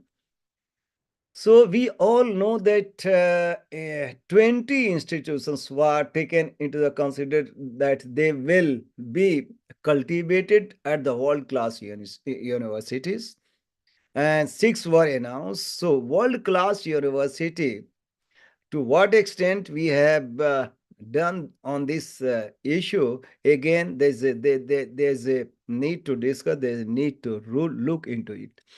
And we all know that very recently in 2020, already we have discussed about the need of NRF. Why it is so? I think there was a question, or there was a, I think, queries, or I think thinking that why, what is the need of NRF? And if NRF will come into the picture, if it will come into being, what will happen to the rest of the existing research bodies or the agencies? Will they continue to fund? Of course, the funding is coming from one source, that is Ministry of Finance or Ministry of Education, that has been, I think, allotted to Ministry of Education for education. We all know that every year there is a budget prepared. So unless until we do something at the budgetary level, I think not much is going to be taken. So what basically my point of discussion to all of you uh, is to discuss with you is that research investment is declining day by day. See, if you look at the objective of this NRF and the need of NRF, I think we will get the feel, we will understand.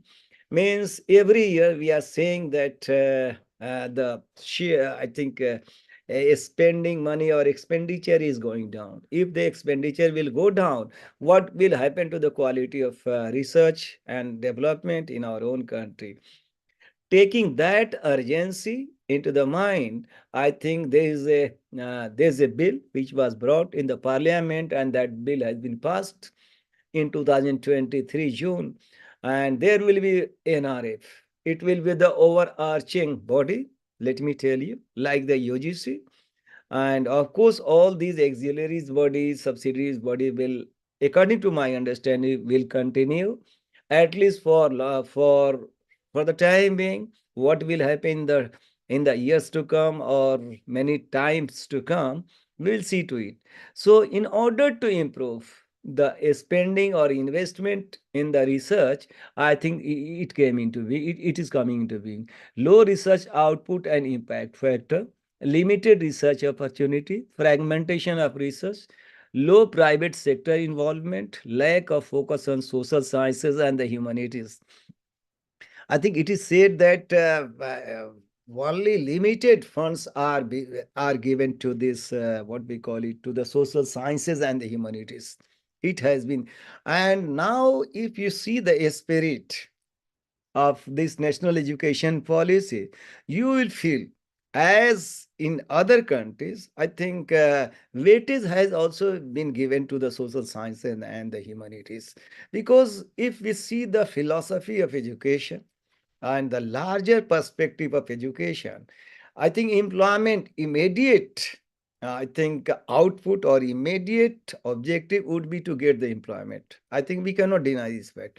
But in the long term, in the larger interest, for the progress, development, overall status of the society, I think education is important. When we talk of education, it is not only about engineering, not only about technology, not only about computer science or the AI, but also the humanities like arts, humanities, social sciences, like and you, just to illustrate my point, to make this point a little bit clear, I think today when we talk of soft skills, and soft skills has become the need of the day. If you approach the market, if you go to the society, if you go to the labor market, I think your soft skills matter a lot. So soft power, soft skills. So in this contemporary phase, in this contemporary, and where does this soft skills, soft power comes?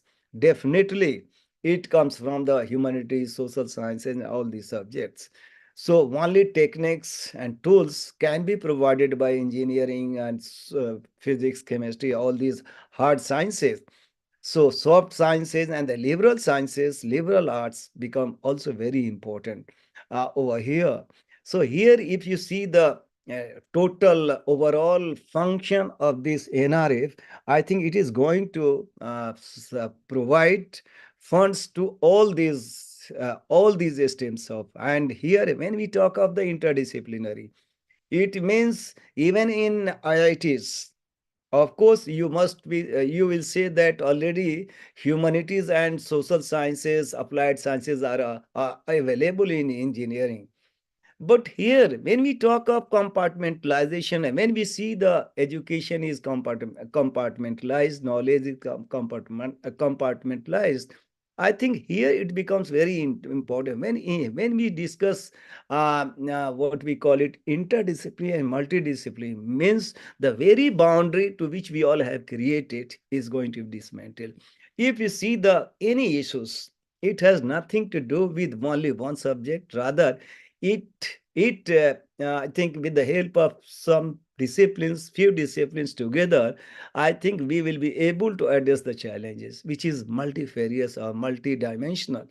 So only engineering, see the case of pandemic, when the pandemic struck the entire world, it was not only the problem created for the society, for the doctors, but it created the problem for sociologists, means social issues. So psychology, psychological issues, social issues, and even gender, we all know that gender is, I think, domestic violence rose like anything due to this pandemic. People were made to live together for may I think whole day and whole night. So I think problem came, when the problem arises, it has nothing to do with only one subject, but many disciplines are required coming together, then we will be able to address the challenges. So here it becomes very important that all these subjects, science, humanities, social sciences, they all are equally important. And when we, I think, discuss this thing, these in science, basically, if we see all these subjective and the disciplines in the larger perspective, I think according to my understanding, these all subjects like physics, chemistry, botany, nanotechnology, literature, they all come under the purview of the social sciences. Because we all do for the sake of humanity, we all do for the human being. All these subjects provide some sort of possible solution for the amelioration of the conditions, social condition, or economic conditions, and all kinds of conditions, improvement of conditions of the society. So all these subjects are so taking this perspective into the mind, I think it has been said that there would be interdisciplinary and multidisciplinary university or the colleges. Of course, again, it is said that some university would be teaching intensive university. It doesn't mean that the research will not take place. But when the research intensive university, of course, research will be at the top and teaching will also go side by side. So taking all these issues into the mind, I think here we are discussing about how we can create research culture in our own academic institutions. So this is, I think, already we have discussed, and I'm again urging you all to go through this national education policy deeply and try to understand from your own perspective, from different perspectives, so that we will be able to implement. At least we will be helpful in order to implement this policy in a very efficient and effective manner. And here we all know that whatever the structure was present earlier, there's a restructure. It is going to be restructured. It has already been restructured. It means 4-year graduation has been introduced. We all know that. And what will be the situation in 4 years? We need to again work on our syllabus. What kind of syllabus, what kind of curriculum would be there, so that we can make the student as it is, how it is flexible. We all know that when your students would complete 1 year, he or she would get the I think certificate course he or she has done in a particular discipline. And if after the completion of 2 years, in that situation, diploma, and then after completion of 3 years, one will be eligible to get this degree. And after final completion of 4 years, I think one will get honors, I think degree honors, like that in a particular subject. So there is restructuring. So how it is going to work in effective manner, so that we all know that thereafter PG means MA has been reduced to 1 year, and after that one will be eligible to go for PhD. I think again the MPhil has been disbanded. Seeing this, so time has been I think taken into consideration. Time has its own value. And for research, I think this kind of situation, this kind of structure is already existing. So we have seen that that system has worked, and that has brought dividend for the society. So that has been taken into account. So role of the institutions, we all know that. And in our own country, again, I would like to share with you that before independence, I think it was done, means one university will have association, will have affiliation of some of the colleges for the good reason. But now, after a spending of 75 years, the same situation is not like this. So what is the now worry is that I think it has become unmanageable. So one, I think especially in Maharashtra, many university would be there. They are having the affiliation of 200, 300 colleges one at a time. So it becomes the problem for the management problem, and many issues are there. So we cannot think of a better, I think, research. All the time it will be spent by the head of the institution to just manage the affairs or the nitty-gritty and administrative issues. So what my worry is that what I would like to put it before you over here is the role of the institution, how it is going to play our role when it will be 4 years. So at the fifth year, at the fourth year, we are going to teach, and we need to teach the students about the research, I think training for research, by giving them chance to write the paper or to participate in the seminar and the conference, so that their skills could be sharpened in this area, so that after doing 1 year masters, he or she can become a better expert, or the better skilled for taking PhD. And it is also seen that PhD PhD work or the PhD thesis is not worthwhile. So ministry, I think University Grants Commission very recently constituted one committee, and they wanted to evaluate the PhD thesis submitted by the country, across the country, by different academic institutions. What kind of PhD would be there? And you can understand the quality. So it was a serious concern expressed by that. And again, it is talk that how we can improve the situation.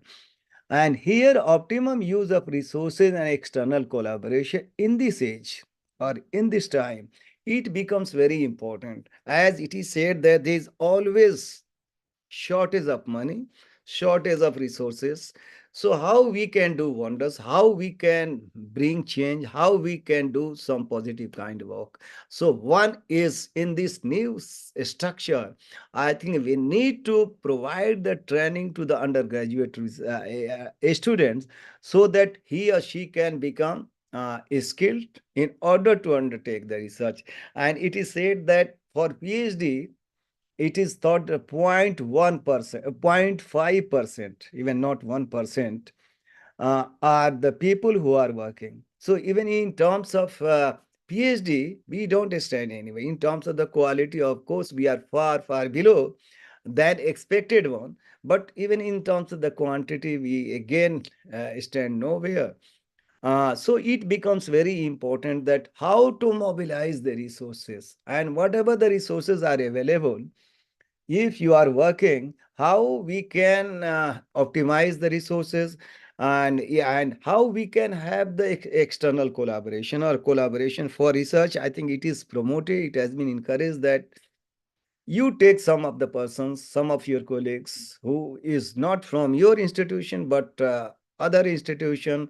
It would be better if you take someone who is the border of the institution, border of this country, means either Europe or America, anywhere. I think this becomes very easy today in this globalized era and in this revolutionized era, in the sense of communication and technology era. So we can take the benefits, the expertise and the scholarship of the persons whom you know. So here, if you are going to submit your research project to all these existing bodies, I think it all depends on the, and I think fund, how much fund is there. If 2 crores, 3 crores, like that, I think you need to take someone from the other countries or within that country for coming out of a better outcome of your. And again, mind you, here it's also very important to talk to you about the research input, means relating to multidisciplinary. So it would not be a very subject specific, but it would be beyond your subject. Take the example of human rights. You don't, I think, no subject can claim that where does it fall, where does it come from, and where, which one would be going to a study about the human rights. It has nothing to do only the political scientist, but it is very much with, related to economists or the other equally important persons. So human rights, take the example of food security. If I am interested to understand the food security, I think again, economic, those who are having the background of economics would be better. And of course, the other one. Take the example of a diaspora or the international migration or the migration for that matter. There's a need of other social scientists like political scientists, economists, geographer, and sociologists. If they come together, they can understand the real issues and multidimensional issues of the migration. Again, the if you take the gender dimension again into the account, gender specialist would become very, very important for that. So here I am just talking to you about the optimum utilization of resources. I'm giving you one example. If take 1100 university and whatever the colleges are there, they all are not equal in terms of funds, in terms of faculty, in terms of many ways. So they differ. So yeah, there would be some academic institutions who have better of the and something which would be the extent of that particular institutions, and there would be some limitation also. So if two institutions would come together and they could share their strengths and the limitation together, I think it could be I think better research, better teaching could be possible. Means exchange of the faculty or coming together for joint research project is again very important. Whatever the infrastructure is available to your academic institutions and to my or to someone else, if we are going to use all these resources in a better way. So I think it could be one of the possibilities. Of course, it is entirely different that even within the same institution, sometimes there is no collaboration between the two departments. But it's not easy to have the collaboration and cooperation between the two inter university or intra university. So these all things need to be operationalized, need to be taken into care, so that we can use the fund to which we are, that is coming to your university or to my university. They all are public money, or the source is one. And of course, if I am better off, means my academic institutions are better off in terms of the faculty, in terms of infrastructure, it is the responsibility, and we can share it together for the common progress and development of this country. So many possibilities are there. So how we are going to explore possibility, all this is again very important. So already we have discussed about there's a need to promote into multidisciplinary as mandated, as it is the mandate of National Education Policy 2020. No doubt about that. Multidisciplinary is the issue or the approach that is going to work in a better way in this contemporary age. And of course, integration of the basic research skills and with the applied skills again is again very, very important to undertake the research or to promote the research. So, what are the key challenges uh, to which we as a teacher need to discuss is again very, very important. I think we are running shortage of time. So, what are the key challenges that needs to be discussed? Means how we many times we often say, and there are sometimes it is genuine also, how to strike the balance between teaching and research at the university and the college level. Whenever we try to discuss, there is a question on the part of our colleagues that we hardly spare time. The whole day I have been asked to take I had the class only, I would have taught only two classes, but in place of two classes, I have been given two or three or four classes a day due to the retirement or superannuation of my colleagues from my own university or from my own college. So how can I spare time? These issues are, of course, very, very pertinent as we discussed that there is shortage of faculty in the sense that whatever the sanctioned positions are there in the university, 30-40% positions are not are still vacant.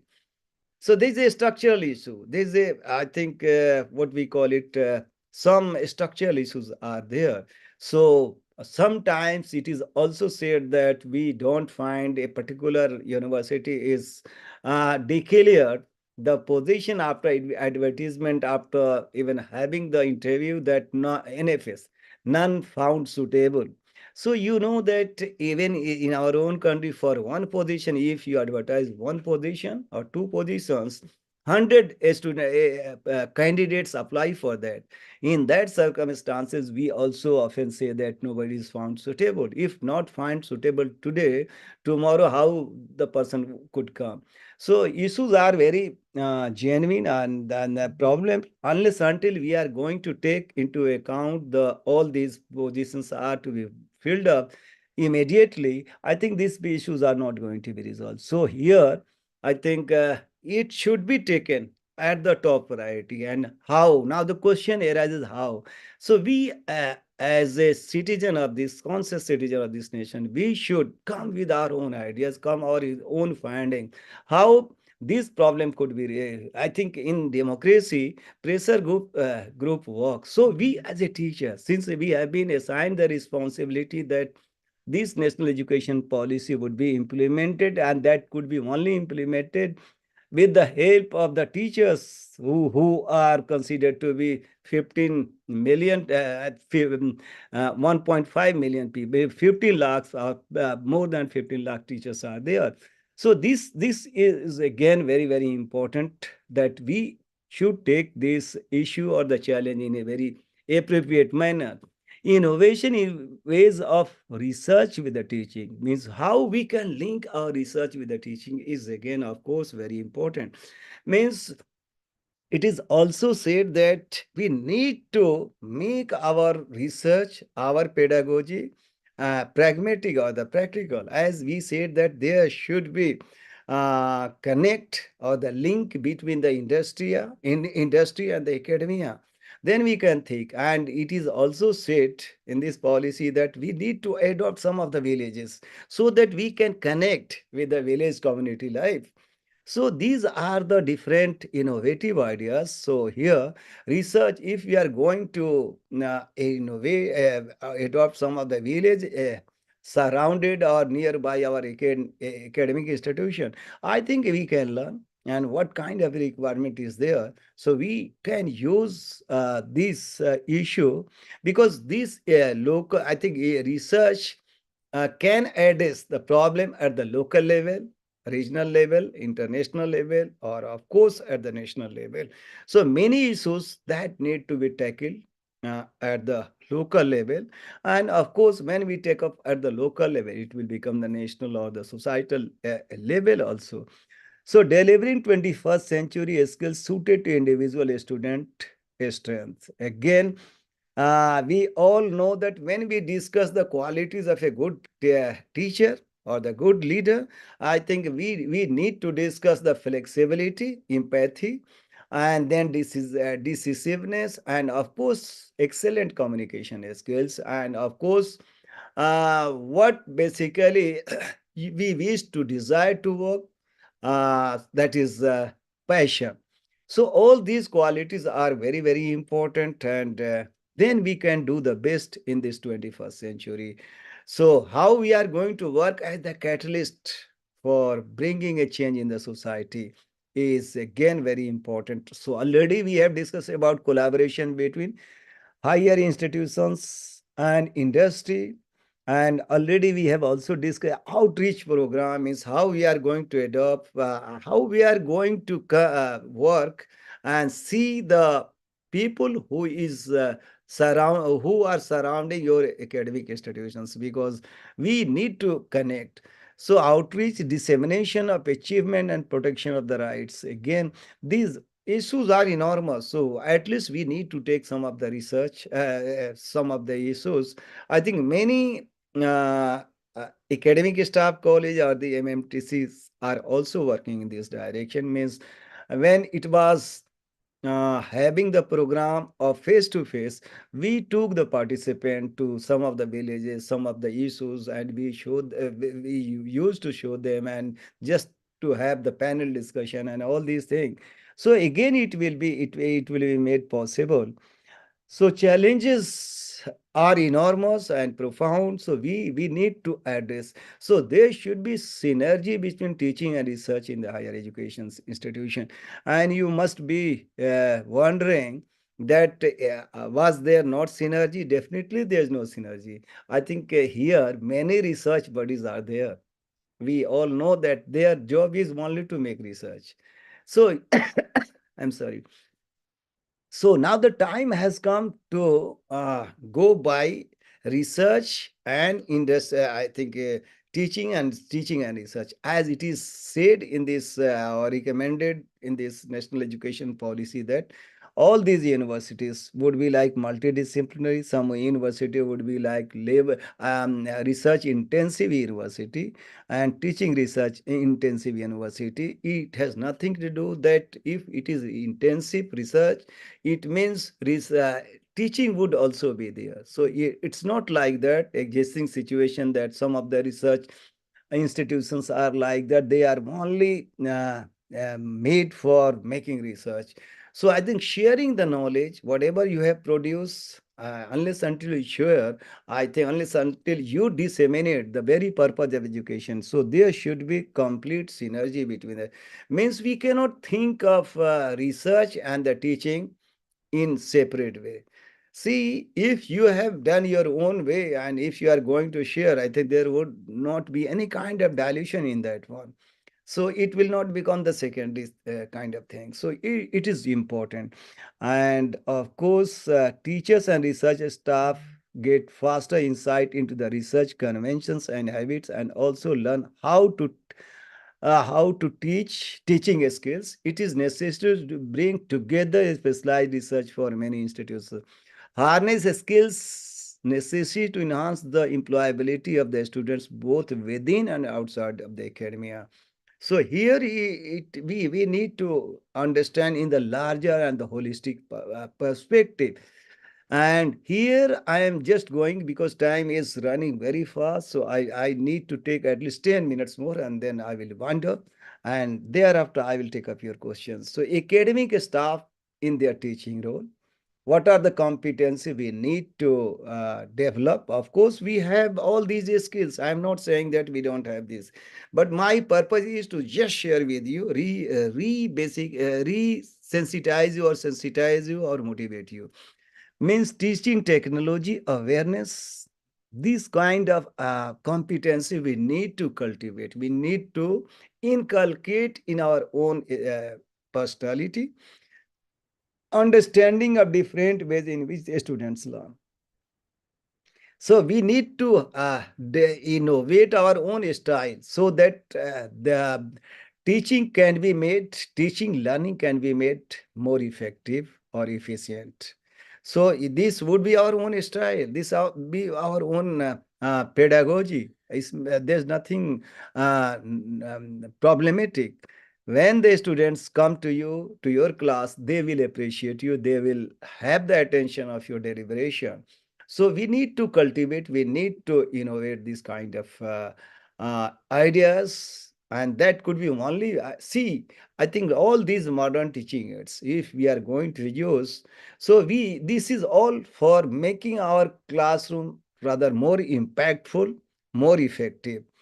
If we start reading all these things, so nobody is going to listen. So how we are going to use this technology as one of the means through which we can make our deliberation, make our delivery a better one, or impactful one, or fascinating one. So for that also, second point, knowledge skills, these are very very important. How we are going to assess and evaluation of students in order to learn a student. So here again, we need to make our own understanding, make our own statement. See in what situation, what kind of environment we will be able to create by using our knowledge and skills, so that classroom situation would be very favorable, and this all is possible. And there should be commitment. Of course, we are committed to a scholarship in the discipline, or maintaining professional standards and knowledge of current develop. What is the current development which is taking place? So if we are able to manage the time and everything, I think all these things are very much required, and there should be awareness of IT application in our teaching pedagogy. Academic staff means we as a faculty in their research role. What are the skills are required by the researchers?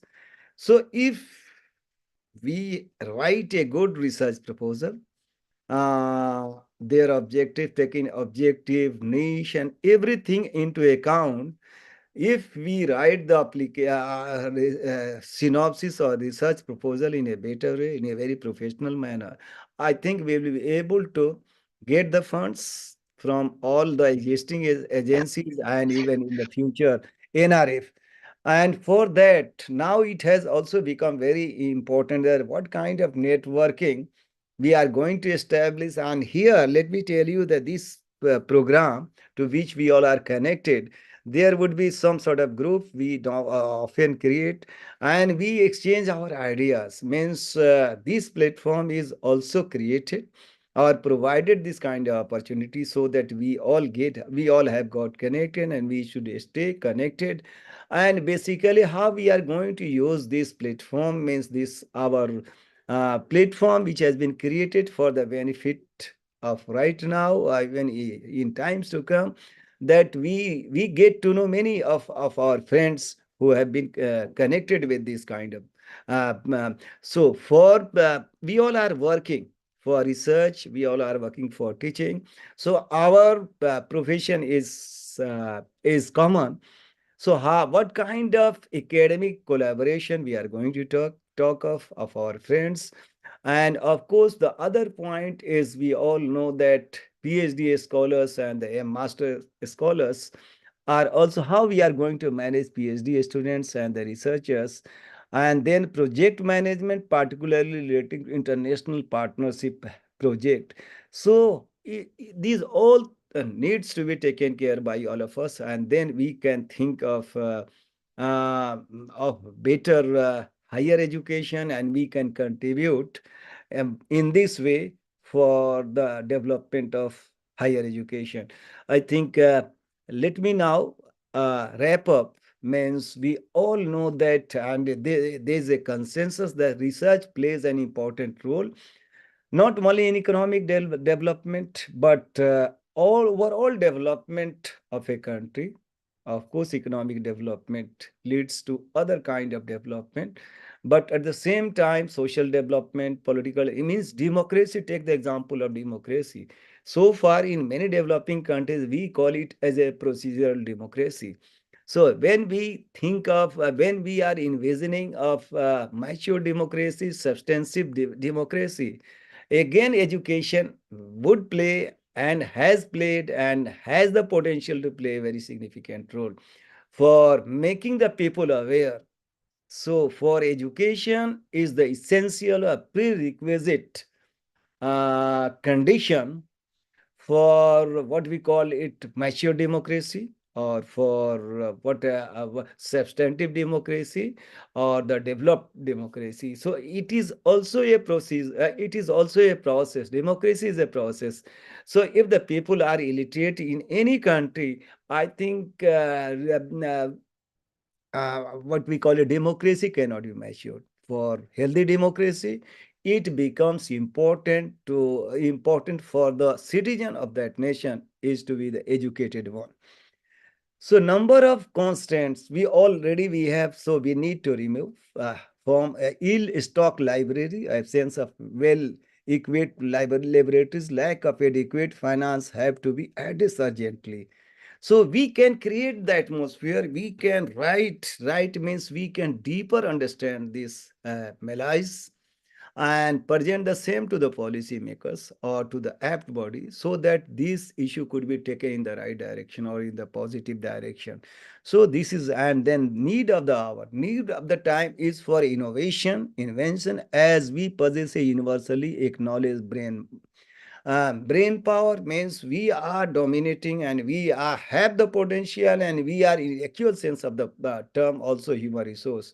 So we are leading. So how we can take our country, that could be only made possible with the help of the human resource. And how the human resource is being created or cultivated, I think lot needs to be done on the part of the teacher. So here it also become that leader, I think teachers need acknowledgement, need appreciation, or need their status should be well recognized or should be enhanced in terms of monetary consideration, in terms of many ways. So they can means they should feel motivated, they should be acknowledged by the society, then their contribution would be rather more, whatever they are. So the inner talents of our researchers have to be nurtured and fostered to make a mark in the global world or in the globalized world. So taking all these points into the mind, I am sure that you have understood a little bit. Little bit means whatever I knew, I tried I try my level best to share with you, and I am sure that to a some extent I have energized you, I have motivated you, I have tried to inspire you also. And I, with the facts and the figures, whatever the facts and the figures are available, I have tried to just put it before you, submit before you, so that you could formulate some of the ideas, some of the thoughts, some of the research questions, some of the hypotheses for undertaking a research in a very in a profound way, and wish to mark your presence, visible presence in the academia. So with these words, once again, I'm very, very thankful to all of you for having provided this opportunity to listen to me. I know that you all have listened, but to what extent you can assess me, you can evaluate me. If any shortcomings, any pitfalls are there, it is always welcome on my part. And I wish to learn from you. Already I have learned a great deal from you. But your questions, in the form of the questions, in the form of queries, I hope you are going to make some of your marks, some of your projects. I think I have tried to provoke you, because I have just put all these negative, I think, shortcomings means challenges, problems, and whatever the possible solutions I knew, and whatever I got to know from some of the literature relating to that research and development. But this is true that research and development will go together. If we make research, definitely it will lead to development, social development, economic development of this nation, and political development, of course. So social, economic, and all kinds of overall development is only possible with the help of enhancing the quality of education as a whole, and more specifically the higher education. Thank you once again uh, for having listened to me for such a long period of time. So again, now it's your turn to ask the question, and to give your own comments are going to be welcome by all of us. So now it's your turn. Thank you so much. Thank you so much, sir, for a wonderful session and very insightful session, sir. This is on the research and development. Yes, participants, the forum is open for now discussion or the queries or the questions. If you have any kind of query, some kind of suggestions or the question or any kind Yes. of uh, things that are related to the research and development in your mind, you can just put it here, please. Feel free to ask the question. Asking question is a wonderful thing. I think you are at the better position in the sense that you can put me any question. Questions can never be wrong, let me tell you. Answer might be wrong, answer might be to certain extent right, certain extent wrong. But your position means asking the questions, observations, comments. And here we all have discussed about the higher education in general, and what is the contribution of higher education, of research is again very, very important. And what is the global scenario? What kind of research activities there? What is the expenditure is being made by other countries? What we are doing it? Where do we stand? Because we need to take our higher education at par with the global standard, at par with any country for that matter. Then we can think of Vikshit Bharat. Only by saying is not going to resolve the, is not going to what we call it, to achieve the target or achieve the objectives. For that we need to work hard, we need to contribute as much as we can. Yes, please. कुछ पूछें आप लोग, वैसे मुझे अच्छा लगेगा वैसे. Any question? And just put your audio video on now. I think no problem. I hope that many of you are staying back here. So just put your video on. That would be great. Yes, Sonal. Thank you, sir. Yes, madam. Your comments, please. Your comments, observation will be welcomed by all of us. Yes, ma'am. Sir, research and development is losing its platform nowadays. It's really serious. So far as we teachers are concerned, we need to give a sufficient attention to this. And as I said, the investment of the experience and the expertise of the senior teachers is a need of the day. And otherwise, then what will happen is without any foundational knowledge, the research will start going on, which is actually going on nowadays. Yes, So, yes, ma'am, you are right. You are right. And I think the time is not far off that all our expertise are going to be utilized. I am very yeah, much positive about that, because I have seen okay. the scenario in the 80s, 70s, 90s, and today's. I think change is there.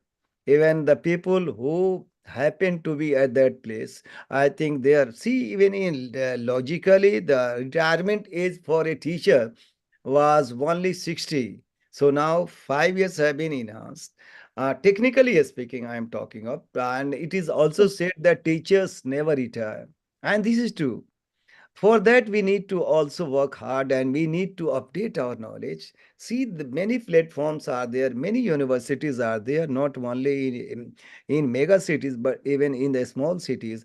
And if you see the requirement, I think now we all know that many private universities are coming up in a big way.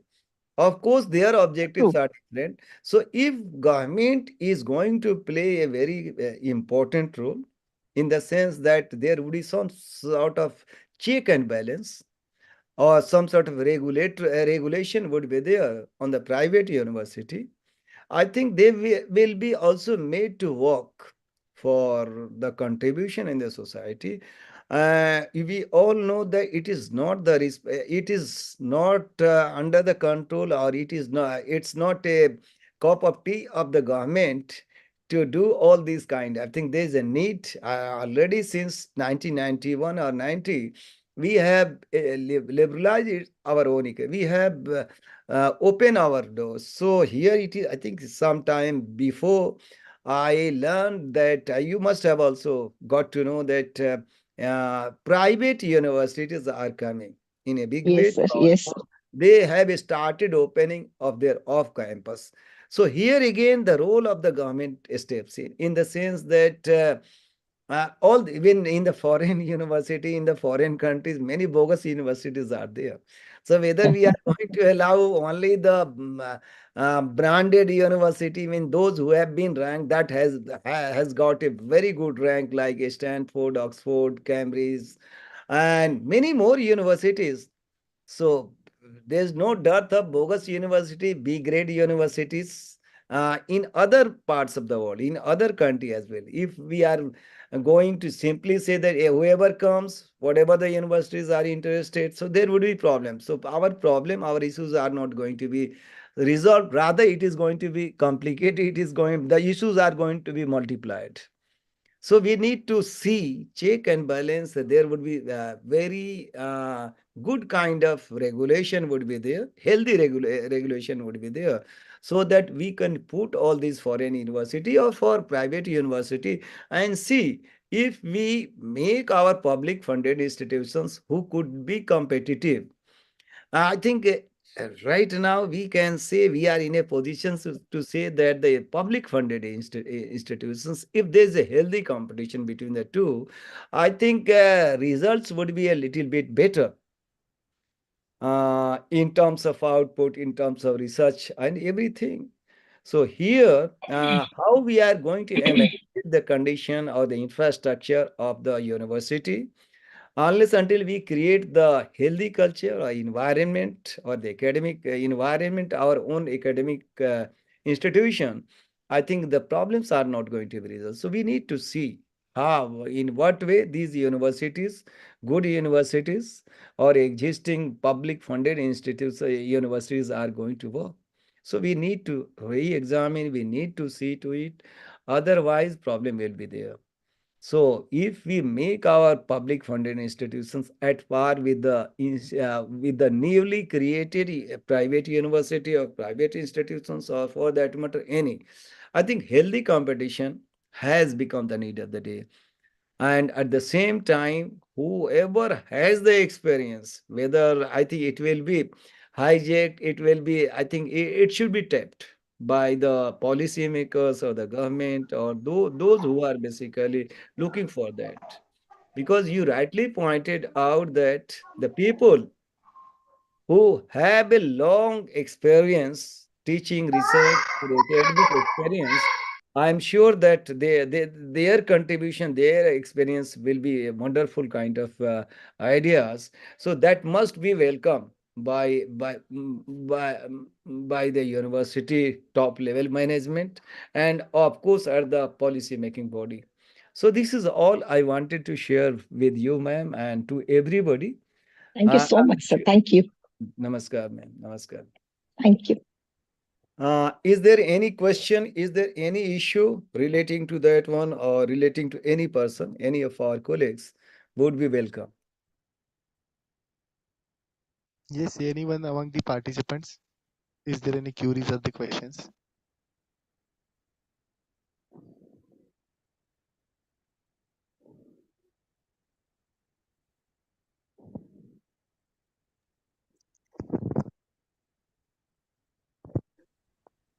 Yes, anyone else? No, sir, it's a really a wonderful session, sir. Very informative. Thank you so much. Thank you so much. So if you have any question, I will feel so great. Anything relating to that, ma'am. I think whatever we have discussed, so to make it a bit bilateral, It will be so great if you have any question. Otherwise, not right now, anytime will be welcome. I Yes, think thank you. my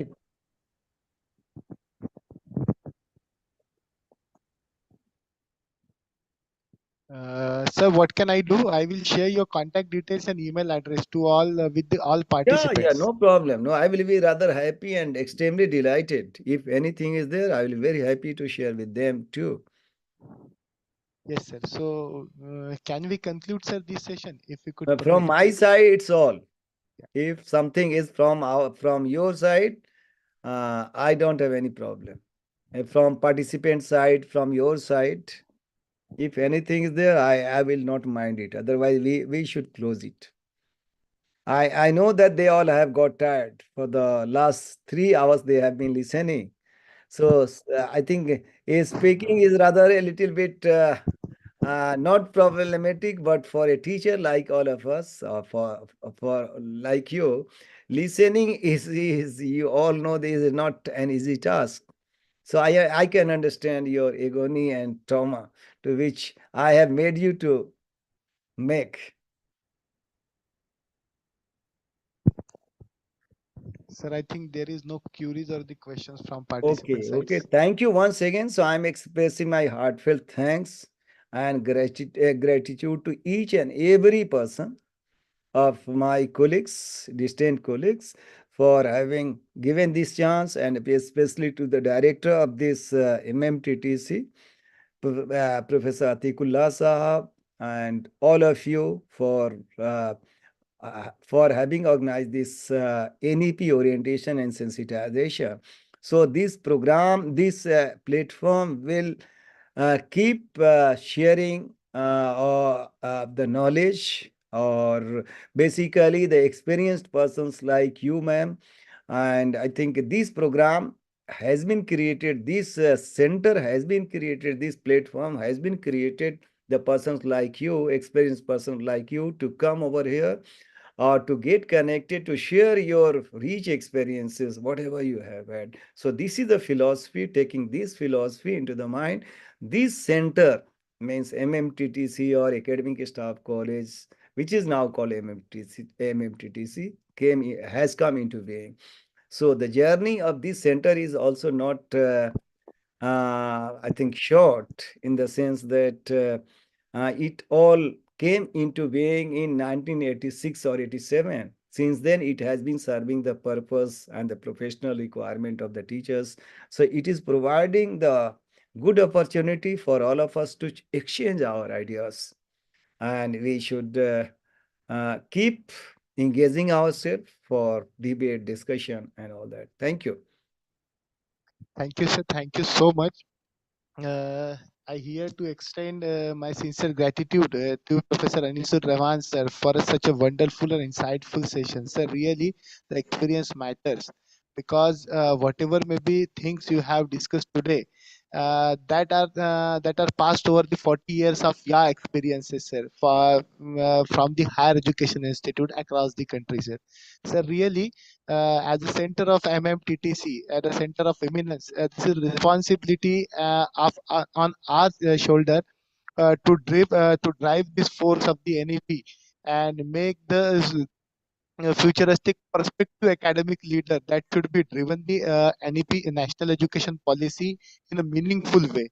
So on behalf of the Malvi Mission Teacher Training Center, Sant Gadge Baba Amravati University, again express my sincere gratitude to Professor Anisul Rahman sir, and with the kind consent of sir, I would like to declare that this session will be over here. Thank you, sir. Thank you so much. Thank you so much. Now I'm taking the leave. Thank you once again to each Yes, and sir. every. Thank you. Thank you, sir. Thank you. Okay, so participants, there will be a MCQ test. I have posted the link in our WhatsApp group in as well as in through your mail. Okay, couple of time I have got a message that the link is not working. So specifically, I have closed that link for a couple of time. Now the link is open, and this link will be open till Monday 10 a.m. So all of you are requested to appear for this quiz assessment. This is the mandatory part as directed by the UGC. And for awarding the certificate, it is very mandatory to appear for that test. Okay. So all of you are requested to appear for that test. Now the test is open and live. You can solve that test. And as far as concerned with Sunday, there is a holiday. We will meet Monday again 4 to 7 p.m. with our schedule accordingly. Thank you everyone. Thank you so much. And if you have any kind of queries or the questions with regards to test or the assessment, you can directly put just message on our WhatsApp group. We will definitely resolve that. Thank you everyone. Thank you, sir. Thank you.